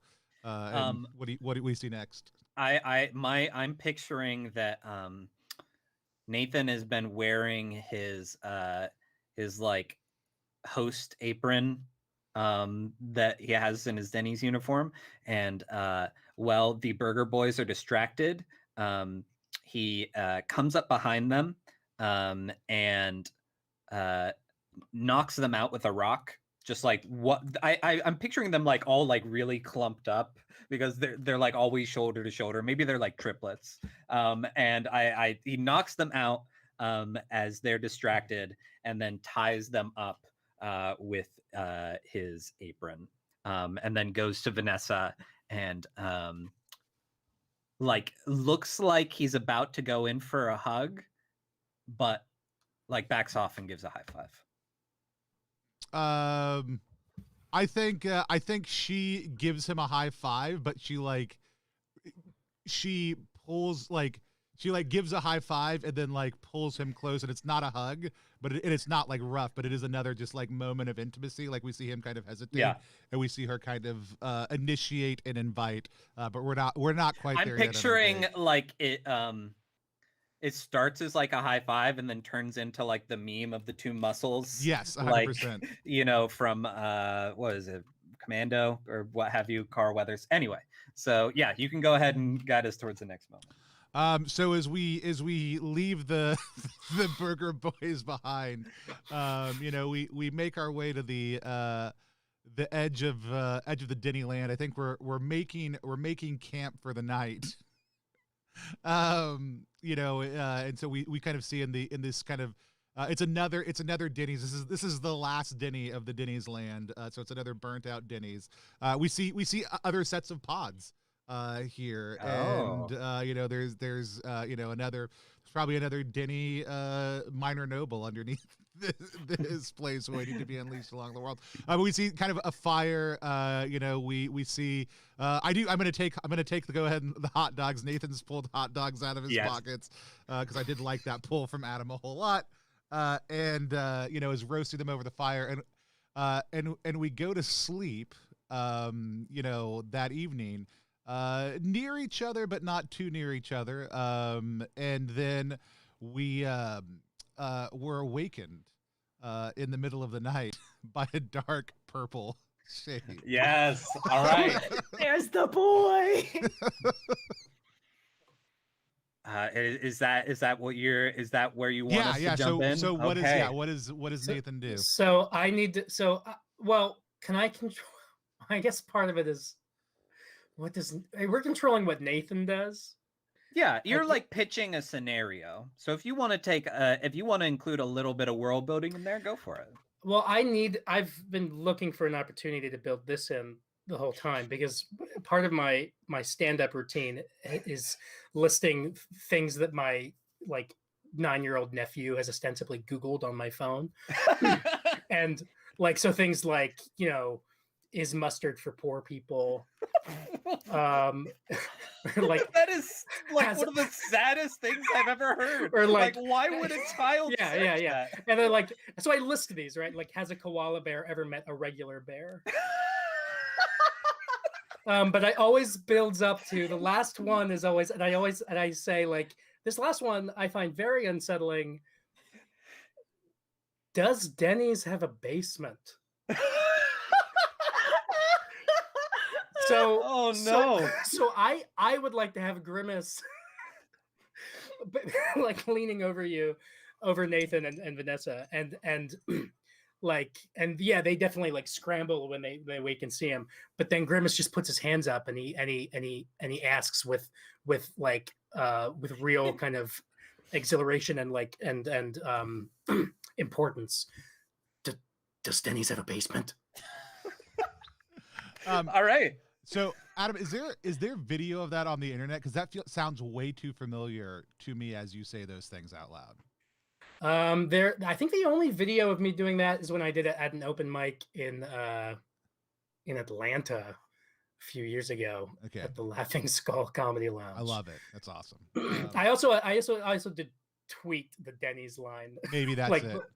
At But one the point, so mustard for poor people sounded familiar also too. Because sure. the answer is no. Mustard is the best condiment there is. And Yeah, that's- 100%. there are far more fancy mustards than there are fancy ketchups. Oh, 100%. Totally. But I still think we all deserve a right to mustard.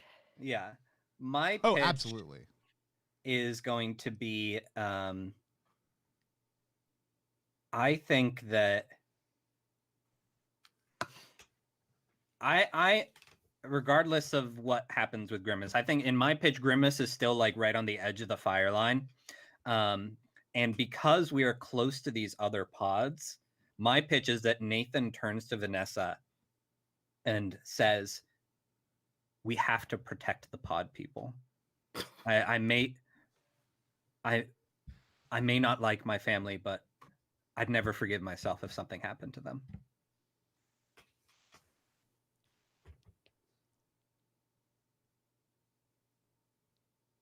Is it? It's you. Oh, yeah, yeah, it's you're you, right. Alex. Yeah. Okay. I never want to cut you off if that was just like a Oh, really no. dramatic pause. So No, I will- like. I will cue Take a you in little next bit. time. Yeah. Okay. So I know very little actually about McDonald's lore.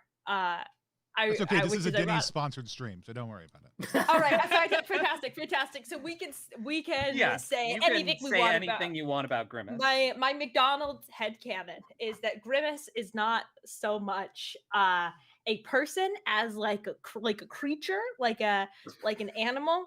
Who all he can say is his own name. Yeah, he's a Pokemon. Yeah, Yeah. exactly. Yeah, or a Pokemon. Yeah, yes, precisely. Grimace is the Pokemon that McDonald's stole. So you see this silhouette, the purple silhouette, and he just kind of reaches out and goes, Grimace. and and Nathan is at first alarmed, and then goes, wait, hold on. I don't think he wants to hurt us. And then goes up and reaches out his hand to Grimace and goes, Grimace? And then Grimace goes, Grimace. And soft Denny's flesh meets furry abomination in a moment of connection. And their eyes meet. And Nathan can see that Grimace is just as lost and scared as the two of them. Okay. So you've got selfless Nathan protecting. You've got E.T. phone home moment between Grimace and Nathan, or you've got Grimace on a mission looking for the Denny's basement. Okay, so I like all of those things so much again. I was really hoping as we entered into Pokemon realm that we were going to be like, and the Hamburglar is there controlling Grimace the entire time. Hey, there's a scene after this. Grimace, no! Yeah, but I've got another fast food franchise in mind for that already, too. I like Grimace self-protector one because I want to throw a complication in before the end of our date. So I'm going to take Alex's canon. So we see this happening, and we see this moment of connection, and we see kind of going back and forth between Nathan's big, wide, innocent eyes that have a slightly harder look to them now. We see Grimace's like really purple on night sky, so only the eyes and the darkness, horribly terrifying, but there's this kind of softening and bluing of them, and all of a sudden we hear all-star slam as Vanessa slams into the side of Grimace, smashing him up against the wall and knocking him unconscious. Oh my god! That was another great distraction move.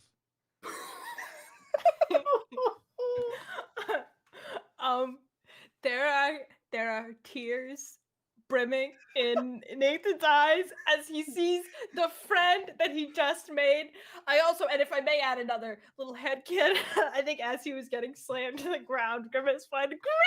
Just one final cry for being knocked unconscious. And so Nathan just goes, yeah, that was a distraction move. Yeah, that's what I was doing. Good job, Vanessa. You've grown so much out here in the Denny lands. Yeah, I know, it was the eggs. So this is perfect because there's a 3-way tie going right now. So I think give us one more scenario. Sure. And the person who wins this pitch is going to win it. And so you can either follow up in the timeline, jump to any point in the timeline, or you can like fast forward to a more kind of final moment, whatever you prefer. No, I think we see another day of travel to get to the actual edge of the Disneyland, and chat, we're gonna want your input in just a second, so be ready. We get to the edge of the Disneyland, and we can tell because all of a sudden the Denny branding starts to fall away, and then all of a sudden we see this red logo with a white individual's head cut out of it. And we've entered into the lands of Jack. And all of a sudden, we kind of get deeper and deeper, and it seems like we should have encountered Jack's forces by this point. And then all of a sudden, we find ourselves completely surrounded by Jack himself and a full retinue of his boxes, which I just imagine being people dressed in different Jack in the Box food mascot outfits. Like they are cups and like they are boxes and they are different generations of the Jack in the Box. Correct. Yeah, it's just and they're all kind of a little bit post-apocalyptic. Like some of them have like they've all got scars, but it's just things. It's like all the different hats from all the different promotional Jack in the Box, but they're all Jack in the Box.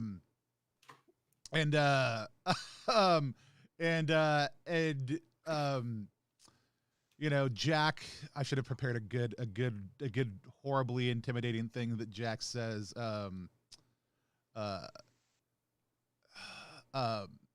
So I think it's something along the lines of our slogan is "We don't make it till you order it," and we definitely didn't order you. Yes. And then so what does Nathan do? Oh wow. And chat, I'm going to need you to help me decide this one. So you guys get ready to tell me whose you like the best. I'll still make my own mind up, but I do want to know what chat has to say as these pitches happen. Or if you have a pitch, chat, top it in. Maybe you win. Maybe I love you the most. I have my pitch. I think Nathan's first impulse is to say, is to flash his name badge, put his hands up and say, I'm a member of the Denny's royal family. Do what you want with me. But she is just my escort. She had no choice about being here. Do what you want with me, but spare her. And throws himself on the mercy of the Jack of the Boxes.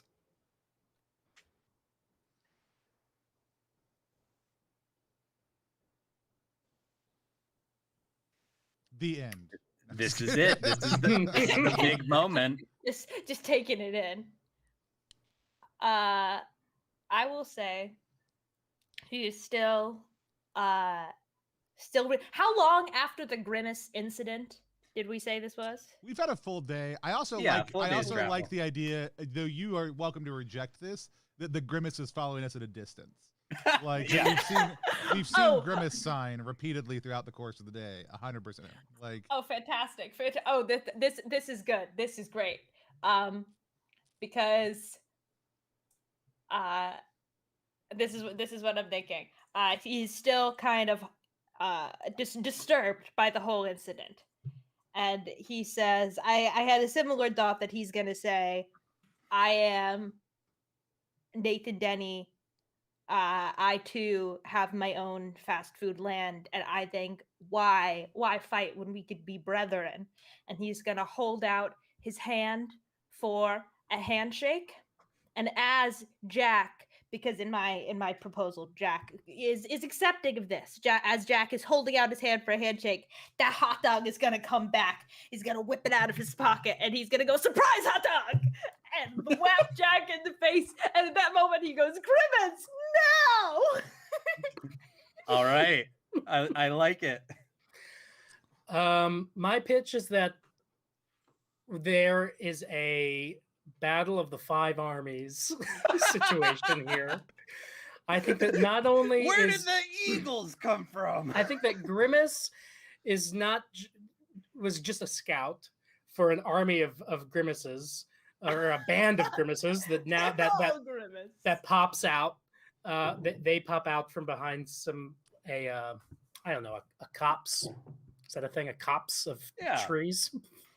I think that I like the image of like this apocalyptic wasteland, but like one super green patch of trees that's just like covering an entire army of grimaces. And everyone's like, I wonder what that's about. I wonder what those trees are hiding. Yeah, in the apocalypse, like this is like, you know how sometimes there'll be like 5 restaurants in a certain area, but then there's like the master planned like shopping center has a green space of trees right there, so you can eat from all. This is that in the Wasteland. Like that's what this set of trees is in the Wasteland. It's where like you can go to any of these places and eat their food here in the middle. Yeah.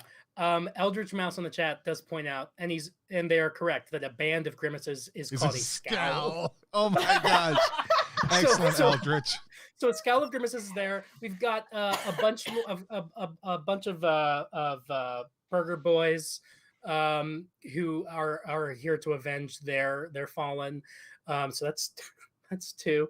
We have the Jack in the Box folks. You're representing Denny's, right? And then who are the surprise eagles? That's the question. Yeah, the surprise is none other than Roger IHOB, who descends with an army of similarly like very handsomely dressed pleated khakis, dressed on button-down shirts, all of them wearing masks that are made of the blue O and the blue P of IHOP with like a red like smiley face underneath. And they show up, and Roger says, "I was lying. My name isn't IHOB, it's IHOP." If the crowd was still here, no, all the other armies gasp. And so, all 5 of these are all now like kind of facing each other down, epic climax style. Okay. So your choices are selfless sacrifice. This is Nathan, the hardest choice I have made so far. A grimace sneak attack, or a battle of the 5 fast food armies. All right, chat. This is your chance. You can tell us which one of those things you want. I'm still going to make up my mind. I'll be honest. Right now, I want to hear what chat has to say. I'm happy to be swayed. I am certainly talk us through your thinking. I'm certainly torn between Alex's and Adam's primarily. Like I do. That makes sense. I don't know if Vanessa would be super attracted to him. I think the concept of if we go that route, then Vanessa is colder and is fine with it and walks off to the distance, earning the freedom that she so very much desired. And I think that's fine. I think that's fine if that's the way we went. But it doesn't, like, I do like the idea of Nathan and Vanessa back to back in a final scene of some sort. And I whatever final element may have a blending of both of the things, but I do know I have to make a decision. Well, Eldritch Mouse is the only one who weighed in. I'm trying to think of because I have to pick who wins and who loses. This is the hardest part of Dating.Sim every single time I've played. It's the hardest part of dating. Who wins? That and when Grimace shows up. Yeah. You wouldn't believe how many times that's happened on a Tinder date.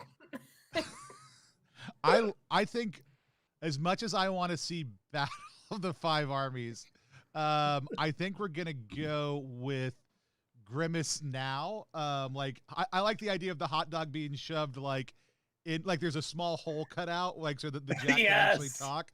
I like the idea of the hot dog going right in that hole and like choking that Jack as the rest of them close in. Like Grimace jumps in, and all of a sudden slow motion, like I can't think of the song.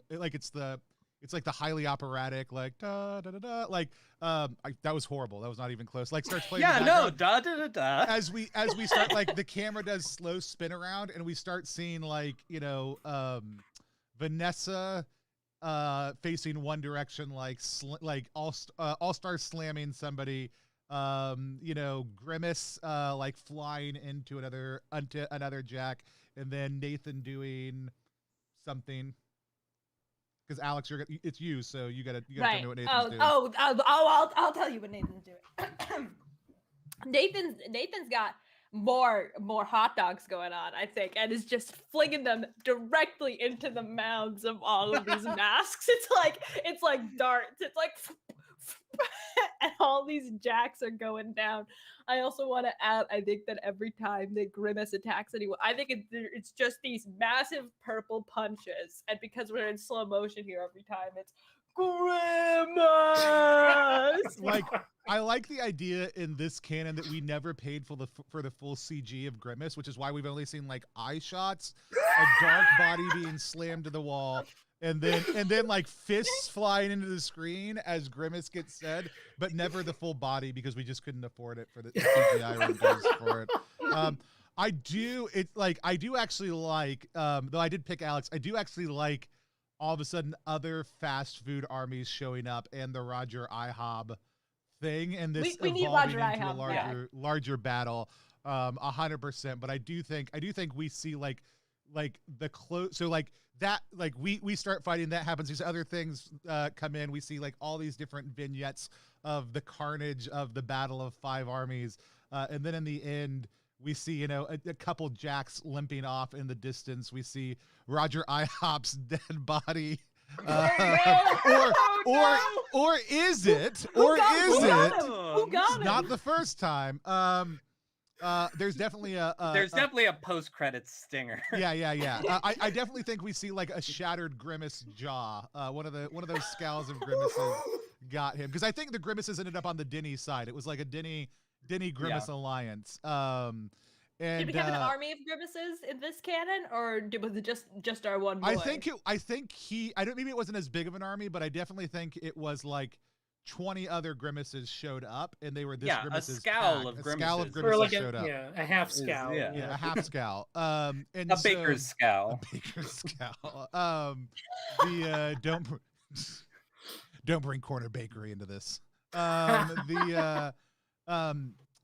And so we see that kind of carnage as we come in on whatever happens next in the game. Yeah, I think that's where the final moment is so we're at the end of this very eventful first date. Very eventful. And Alex, you are given narrative control over Nathan in this moment. So you've had this like huge experience together. And now this is the moment where this could be you like confessing your love. This could be you like giving just like a stoic one-liner. This could be you going your separate ways. But this is your opportunity to say, what is like the final moment, the final move that Nathan takes here. And then Tony as Vanessa will either be able to tell us like right away how Vanessa responds, or can jump to days in the future and tell us, give us a snapshot of what Vanessa's life looks like, and we can draw the conclusion as to where Nathan fits into that. All right. Well, there's as far as I can tell, there's really only one way that this could go, and it's like this.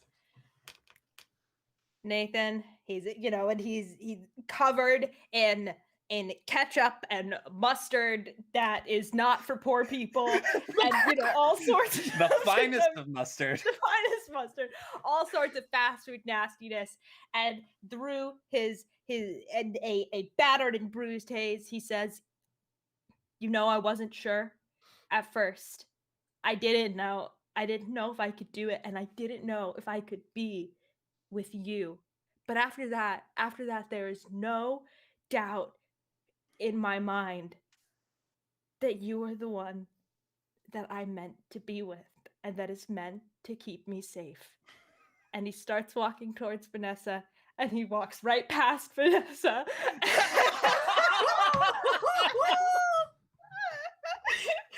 And he takes Grimace into a soft purple my. And he says, it's been you all along. Oh my goodness. So Tony, you can either give us Vanessa's immediate reaction or you can give us a look at Vanessa's future. Yeah. I think we fade out there. We kind of zoom out. We see Vanessa standing off to the side, like, and we see another one of those, like, but this one far more quizzical. Like a very that'll do, pig. Yeah. I think what we see, we flash forward. We see, we see. I think I'd love to see Nathan be taken back to the full scale of grimaces into the McDonald's playland of happiness and just play in the ball pit of eternity. I think that's a phenomenal end if that's the way it goes. I think we see months in the future. Like maybe we get snapshots of Vanessa as she's in like combat making her way across the land. And then all of a sudden we see these small changes. Like we see little pieces of Denny's accoutrement and branding kind of get pulled off over time, replaced by other just mishmashes of different pieces. And then all of a sudden like we see this body of Vanessa, and as it zooms up from like the bottom to the top. And all of a sudden we see that now Vanessa has a crown on the top of her head, and she's sitting on top of a pile of burgers as the burger boys are surrounding her, and a few jacks. Yes. And she has and she has become crowned the Dairy Queen of the Wasteland and subdued many other kingdoms. She's conquered the fast food wasteland. That's right. And that is where our game ends. That is Dating.Sim. Thank you so much for playing with us. That was absolutely fantastic. We solved the dating puzzle. We've solved dating for everybody, for all times. So I hope everyone was taking notes. But yeah, that's the game. Awesome. And I'm so pleased with how it went. We're going to do a little thing here on Plus One EXP called Reaction Roll. Reaction Roll is a live stream within a live stream. It's where we sit down with the creator of a game that we just played. We talk about what our thoughts on that game were and get a chance to ask them questions. Today, we were playing Dating.Sim. It is a dating simulation RPG that is live right now on Kickstarter at the time that we played it. It's got about 5 more days left, depending on when you watch this. But you can go to ttrpg.link/PW to check it out. That link is right below all of our faces, and pretty much wherever you're watching this, you should be able to access that link pretty easily also too. But before we dive into hearing what everybody else says, Tyler, give us the elevator pitch one more time on Dating Sim and a little bit about the Possible World Games Kickstarter. Yeah, so Dating.Sim, it is just a simple game that really takes 2 big things from reality dating and visual novels. Like the first element being the romance and like, are people there for the right reasons? Are they chasing clout? Are they looking for love? All of that kind of stuff. And then the second half, the reason why I put in the options for everyone else to play one character is because that's my way of creating multiple choice prompts to kind of go through this choose your own adventure visual novel. And each of the games in the Possible Worlds bundle are similarly just like innovative, little games that have, a strong core mechanic that you can play as a one shot, that you can play multiple times and not give the same result, but that you can also plop into larger campaigns. And all of these games are, at most 30 pages. And when they're printed, they are small enough to fit in your back pocket. So if you back Possible Worlds, you can either just go and back for one game, go ahead and pick up Dating.Sim, and it'll be mailed to you as soon as it comes out, or emailed to you, $5 for a digital copy. You can get a digital subscription for $25, where you'll get all 6 games. Or for $50, you can get a box set of all of the games printed in really nice editions, mailed to you at the end of the year. And you'll still get those digital packages so you can play each game as they come out. Love it. I'm super excited. I've already backed it at the $50 level. I was an early backer on the project. I'm a big fan of the work that you've been doing in the platform you're creating, not for yourself, being able to become a full-time game designer, but also for other people as well. I'll share a little bit of my thoughts. So to say something real quick about that, part of the pitch is this is a subscription. There are going to be more years of subscriptions in the future. And if this goes well, if the brand, gets enough momentum, I want to wean myself out of that subscription. Ideally, I would love to get to a point where 3 of the games in a 6-game bundle are mine. 3 are short games that I'm championing by other people. So the success of this Kickstarter isn't just about me getting my games out there. It's about me creating a more sustainable model to try and champion this style of game that I really love, but often doesn't get the same kind of marketing push as other games because no one wants to, put that much effort into something you're selling for $10. Yeah. By selling it as a box set, I'm able to say this is, you can get it piecemeal, but also this is something that deserves to be in game stores. There we go. Awesome. Well, let's hear from some of our players. Let's hear first, all the way across the hallway from you. Let's hear from Adam. Adam, tell people who you are, where they can find you online if they want to find you, and then what your thoughts were about playing Dating.Sim. Sure. You can find me at Adam Lauver, Lauver, on Twitter and Instagram. You can also find me. I do a lot of stuff over with Helpful Goat Gaming, where you can find them at Helpful Goat all over the internet. This game was so much fun. I had such a good time playing Dating.Sim with y'all. I love that in our game, and presumably in any kind of play session of this game, the collaborative world building is just so on point, and so and the opportunities for that are just really well embedded into the game. I like that in the first half, it's a lot of kind of character building and kind of building out the different characters' identities and maybe their backstories and motivations and stuff. But I really like that twist in the second half, with everybody kind of pitching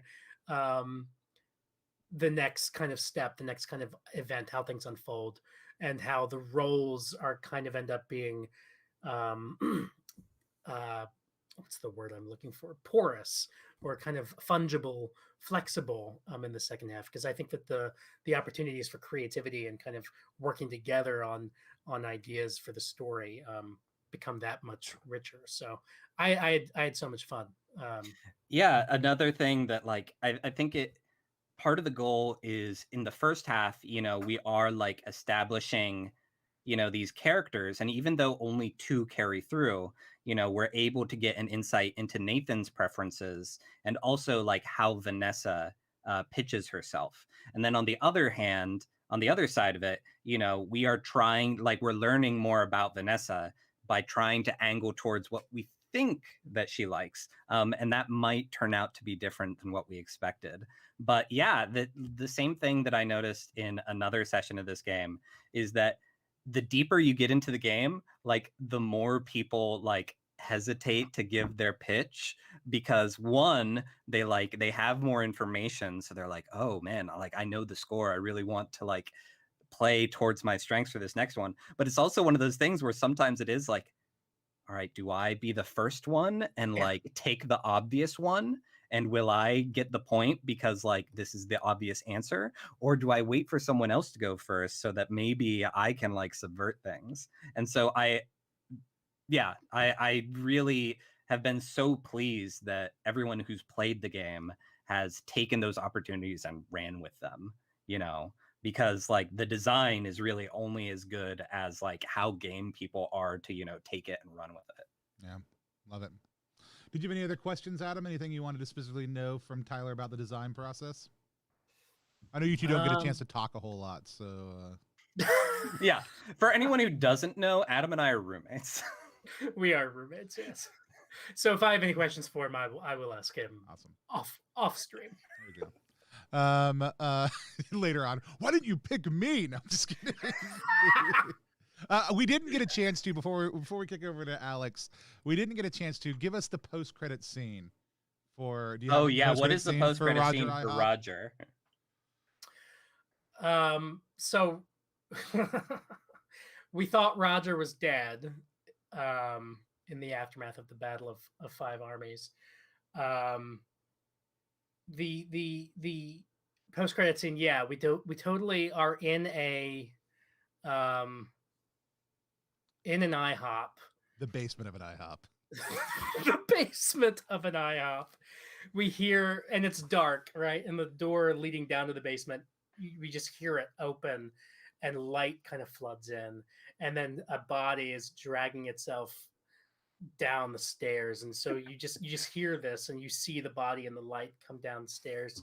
And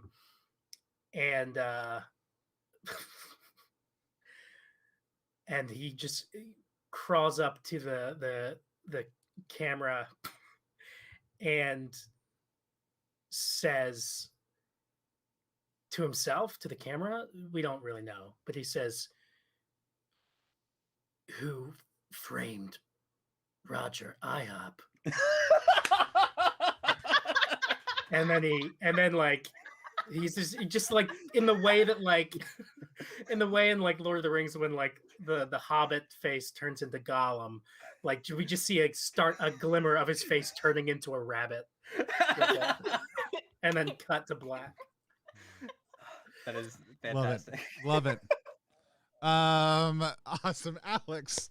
Tell people who you are, where you can be found online if you want to be found online, and what your thoughts were about Dating.Sim. Okay, cool. Hi, I'm Alex Kingsley, and I write and do games and comedy and all that kind of thing. I can be found online at AlexyQuest, and I also one of the founders of Strong Branch Productions, and we can be found at Strong Branch Pro on social media. And this was so fun. I had such a good time. Pretty much all the same things that Adam said, but I'll just say it again. I really loved the collaborative world building. Like, it was so exciting, and I could feel in the beginning like I was a little nervous. I'm like, oh, what is this world that we've just decided on? This thing that I thought I said at the beginning just as a joke, that became the entire world, and now and now I'm nervous because there's a lot of Denny's happening right now. But I really like that in that beginning. I think that's like the inherent thing whenever you start a new game is you're going to be like, what is this world? But because it was in this game show setup where we were getting asked questions about our characters and then responding, it almost made it like a ready-made, like, okay, we're doing the character building now, we're doing the world building now, which made it so much more comfortable. So then when we actually got into the world, and I was like, okay, I know where we are, I'm ready to start. Like I could feel the story pieces falling into place and the world falling into place, and that was so exciting. Awesome. Yeah. Any questions that you have about the game or the design process? I do have a question, just out of curiosity, if you're willing to share. Just this whole time, I kept forgetting, like, oh, this is not a post-apocalyptic Denny's game. This is a Denny's game. But we got into such a specific world. I was curious. You mentioned you did a play test yesterday. Can you tell us what world they created and like just how different it was, or similar? Maybe they thought Denny's too. I don't know. It was fantastic. So we did a play test yesterday as well to make sure that like all the online functions were working. I played with 3 other people. You want to go ahead and shout those people out because I know some of them were planning on tuning in. Yeah, we played with Ty, Sam, and Sean. And if you head over to Possible W Games, because I can't recite their handles, but I did a tweet gushing about them as well, and they're all fantastic role players and designers in their own rights. But the game that we played was in a fantasy setting where a city had a monarchy, but it was like more like pop idols than actual monarchy having any power. And so the prince, like as a PR stunt, hosted this dating game to see who would go to the royal ball with him. The contestants were a ranger from the forest, a necromancer, and then the third was another prince, a prince who had been the prince before the new prince became prince, because like new princes are elected in like via popularity contests.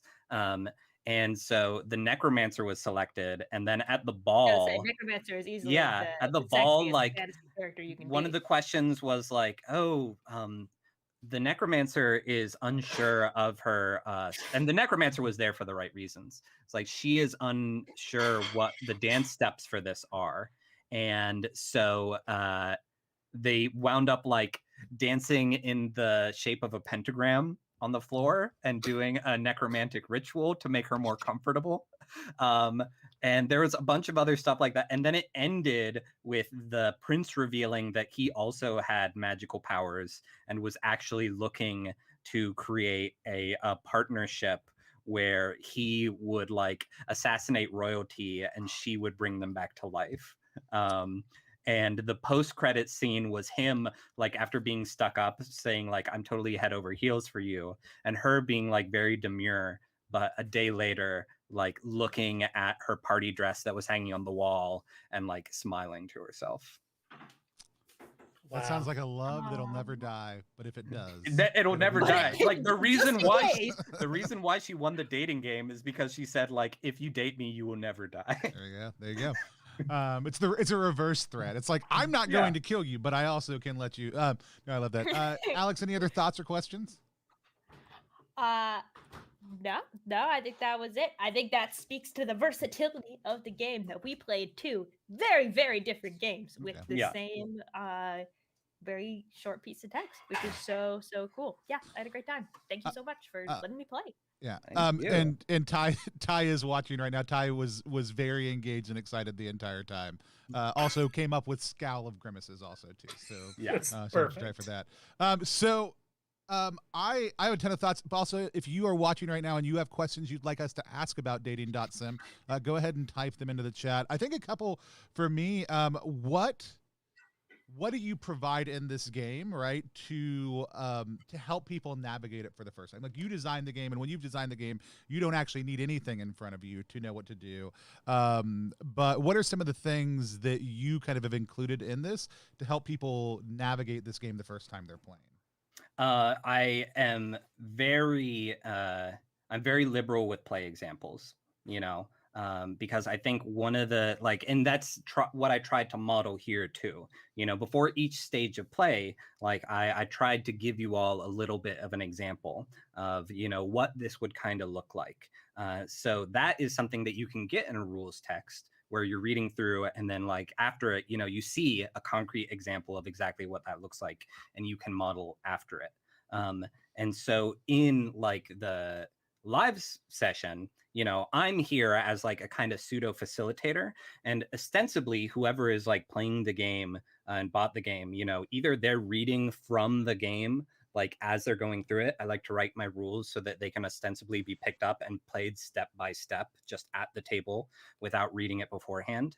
But, ostensibly they could read those examples out loud to the group, whoever is like the bearer of the book.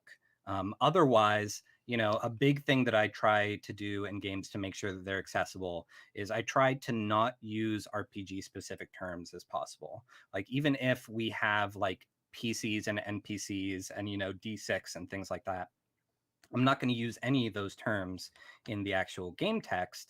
And if I do, it's only after like defining them early and often, because I want this to be a game that isn't just, thought of as a role-playing game. This is more inspired by like party games that I would play with friends in a living room, where, really all you need is like a group of people to get together and you play through it. I love it. Do you have like a list of potential questions for the Crown and for people who are doing that, who may not be familiar even with date? Like, some people didn't grow up in the 90s or the 70s. I've found out. It's very weird to me that there are people who grew up after that. Do you have like sample questions and some other things for people also too? Yeah, I'm gonna include some lists of sample questions, like a few of the standards. Like I think I asked in the last game too, what would you make me for breakfast? Like there are a bunch of those types of questions that have also like showed up time and time again on these dating shows. So I'll give a little menu for people to choose from if they ever get tongue-tied. Almost as good as the menu at Denny's. Go to Denny's.com. I think one of my favorite things about it, and a couple of people alluded to it already, but the other two people alluded to it already. A lot of people really struggle in games with pitching, like with saying, I've got an idea. What do we think about this? And I love that even as we were doing it, it was like, I kind of like this idea. Maybe we're in pods, and then it was like burn out Denny's, and then it was, but then it was, what if we did both of those things? What if we did both of those things? Here's how it could work. What if we flipped it around the other way? I just kind of built the idea until we were all really excited about what got thrown in there. And a lot, that's, for me, it's one of my favorite parts about games. If you ever listen to Party of One Pod, Jeff Stormer is the master of let me give you a pitch that builds on other people's ideas in a really invitational way. And it's okay to say no to a pitch. That's not exactly what I was thinking, or to finesse it. And I love that this is a game where that is it. Like we're all pitching together. Everybody is controlling the characters in a different way and in a unique way. And so whether you're just pitching your character's thing that you would do on a date, whether you're pitching for the world building, then at the end, you're literally pitching 3 different ideas on what could happen. It's a player skill that a lot of people don't have. And that can feel really assumptive. And a lot of times we're like, no, this is my character. Like, don't, like, I just want to be able to play it. And there's kind of an assumption that pitching is bad. Whereas giving a player an idea about what they can do, or a fun thing your two characters could be doing together, I love seeing more of around a table. And so for me, part of the joy of this game is not only that it was a blast to play, it was really fun, but it actually is building a skill that I think helps players play games better. So if you're somebody who's playing RPGs for the first time, you don't know that one way or the other. But if you're somebody who's played RPGs a lot, but really struggles with how do I work with other players, this is a game that actually can form a player skill. And I love seeing games that do creative things like that. I'm super excited about the whole thing. I'll have some more thoughts probably later that I'll love to blast out. But I love that about it though. I love the dating show. The whole concept is so clever, right? Because like Alex was saying, that format is really helpful in terms of like character building, and kind of just like it's embedded in the game of like, okay, well, I don't really know who's this Instagram influencer, who's Roger IHOP, like those lines of questions help with character building, but they also, like Tony just pointed out, they prepare you to kind of do the same kind of pitching in the second half of the game. So that kind of parallel is really clever, and good use of the concept. I think it's awesome. Thank you. Yeah, I think my last question for you is, and I can't wait to play like all the games. Like I am hoping as they come out, we can get you back on to play some more of them every month. Oh yeah, I would love to, because I think they're all going to be so great. But it's one of the things that we did with one of my games, Brandstanding. It's a business pitching show, kind of like Shark Tank. This is such a entertaining concept that you could literally do blind as a fake dating show, just using these mechanics. Have you thought about just doing, like, as things are future, have you thought about doing content for this, or doing a series of these? Because I would love to see a season of Dating.Sim set in some sort of bizarro, weird multiverse nexus in the future. Is that something you would ever be open to? Because I would love to see stuff like that happen. That is not the first time that's come up. The previous group similarly expressed interest in that, and even before that, As a joke, Will Jobst had tweeted about how they were excited for Dating.Sim, and as like a bit, I replied to them and I tagged Roll20 and I tagged The Bachelor, and I said, Roll20, like, let me produce an RPG dating show. It'll be better than The Bachelor. We have the technology. And Roll20 DM'd me to say, like, are you serious? Because we'd really be interested in that. That's awesome. So I am definitely going to work on something. And the two ideas that I have are, and maybe I'll do both of these, but I would definitely love to do like a tournament bracket where, you know, you play different games and then the final round is like Champions of the Multiverse, and they all come from these separate settings to like compete. And then the other idea, and this is not something that I can take credit for, I forget who came up with it in our last playtest, but the idea of like reaching out to other popular role-playing shows and like having someone play their character from Critical Role, having someone play their character from like the Adventure Zone, like have different characters, you know, compete in character in a dating game, I think would be really fun. It would essentially be like the equivalent of like the celebrity edition of, you know, the reality TV show. So yeah, it's something that I would love to do. And also just like, this game is a blast. I will play it with anyone on any stream. Yeah, I love the idea of it. I also, I do think you pull in somebody who's just got a really great announcer voice, to a little bit of soundscaping, roll it in. I even love the idea of saying, like, what if you gave the crown the same name and they were playing different versions of themselves across the multiverse. I think is a phenomenal way to do it. I think like, those are all such fun ideas. And again, like, when we were prepping Brandstanding, we did a podcast that was a fake version. We used the game to do content, and it's clever, but it's also like a rare enough thing that people don't expect it and don't necessarily know how to engage with it. But this game and a number of other games just scream like, play this in front of a live studio audience, because it's an amazing game. So I would be down to support that, even if it's just sharing it out in whatever way we could, because I just think it's such a phenomenal idea, and would love to see. I would love to see all your games get fun, weird, gamed real life versions of them also too, because I just think that's such a fun thing to see people picking up and playing and doing, and a great way to share and show work. But tell us one more time again about the Kickstarter, where people can find it. Yeah, so the Kickstarter is Possible Worlds. It's an RPG subscription box where you get 6 micro games in 6 different genres over the course of 6 months. We just played Dating.Sim. It's our romance game. There is also a farming game. There's a superpowers game. There is a game where all of the characters were given and have already used 3 wishes, so are extremely overpowered. There's a sad mech game. And there are other ones that I'm forgetting. I guess you'll just have to go to ttrpg.link/pw to read about all of them. But it is a subscription box that you can get in on at different levels. And this campaign is, like I've said, as much about putting these games out in the world, but is also about me creating a platform where I'm able to champion more short games like this, whether by myself or by other creators, because that's my bread and butter. And so it's going great, and I really, really appreciate everyone's support. It's been overwhelming, you know, seeing folks come behind these games and also, you know, trust and believe in me as a designer. Awesome. Love it. Adam, I'm 100% happy to do that if you walk me through how to do a raid, because I have no idea, because I've never done one before. Because I've never done one either. Yeah, if anybody knows how to do a raid, we'll raid somebody. Everyone, Helpful Goat is playing right now as well. There's got to be a thing here for it. Hold on, let me look. Well, like quick. if you navigate to twitch.tv/helpfulgoat, wait, yeah, and then I think on my video producer back end I can do it.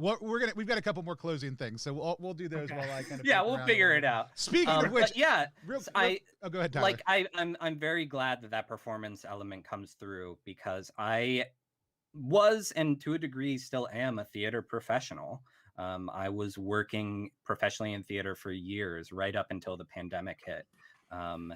And I still am going to be running my play press, where I published Adam Plays in Verse, where I publish similarly like experimental theater that, like these short games, doesn't really have anyone else to champion it.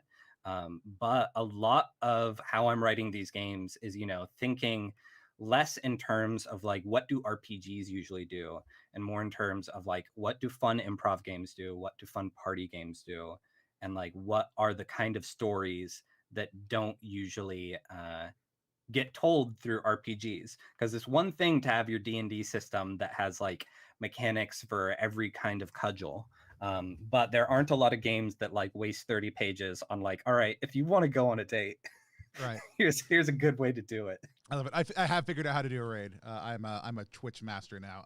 So we'll do that in just 1 second. But real quick, Adam, tell people again, besides where they can find the work that you do. Sure. In addition to playing D&D on Goats and Dragons, which is a podcast and a Twitch stream at Helpful Goat, I also in 2019 wrote and starred in a podcast called the Podney Danger Cast.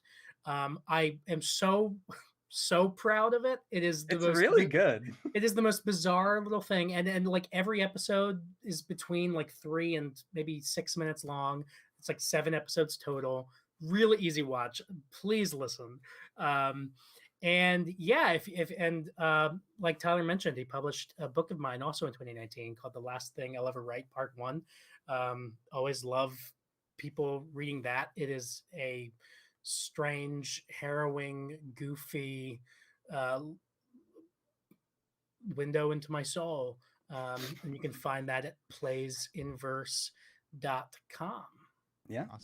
Awesome. Alex, tell us again where people can find your most recent projects or just your general work on the internet. Totally. So my most recent thing is that me and my friends, we started this production company called Strong Branch Productions, and we just put out our first podcast. It's called The Stench of Adventure. It's a sci-fi comedy. You can find it on Spotify, Apple Podcasts, basically everywhere you get your podcasts. And you can rate and review it on Apple Podcasts, and you can follow Strong Branch Pro on Twitter. We're going to be releasing episodes every Thursday until the first season's out. Awesome. I've already got it pulled up. I've been meaning to listen to it all week long, but I haven't yet. But I'm going to this week. I also am super looking forward to sharing it with my kids also too. So whether it's for kids or not, I don't care. Like that's they get exposed. They're all teenagers, so that's fine. There's the occasional naughty word in there. What?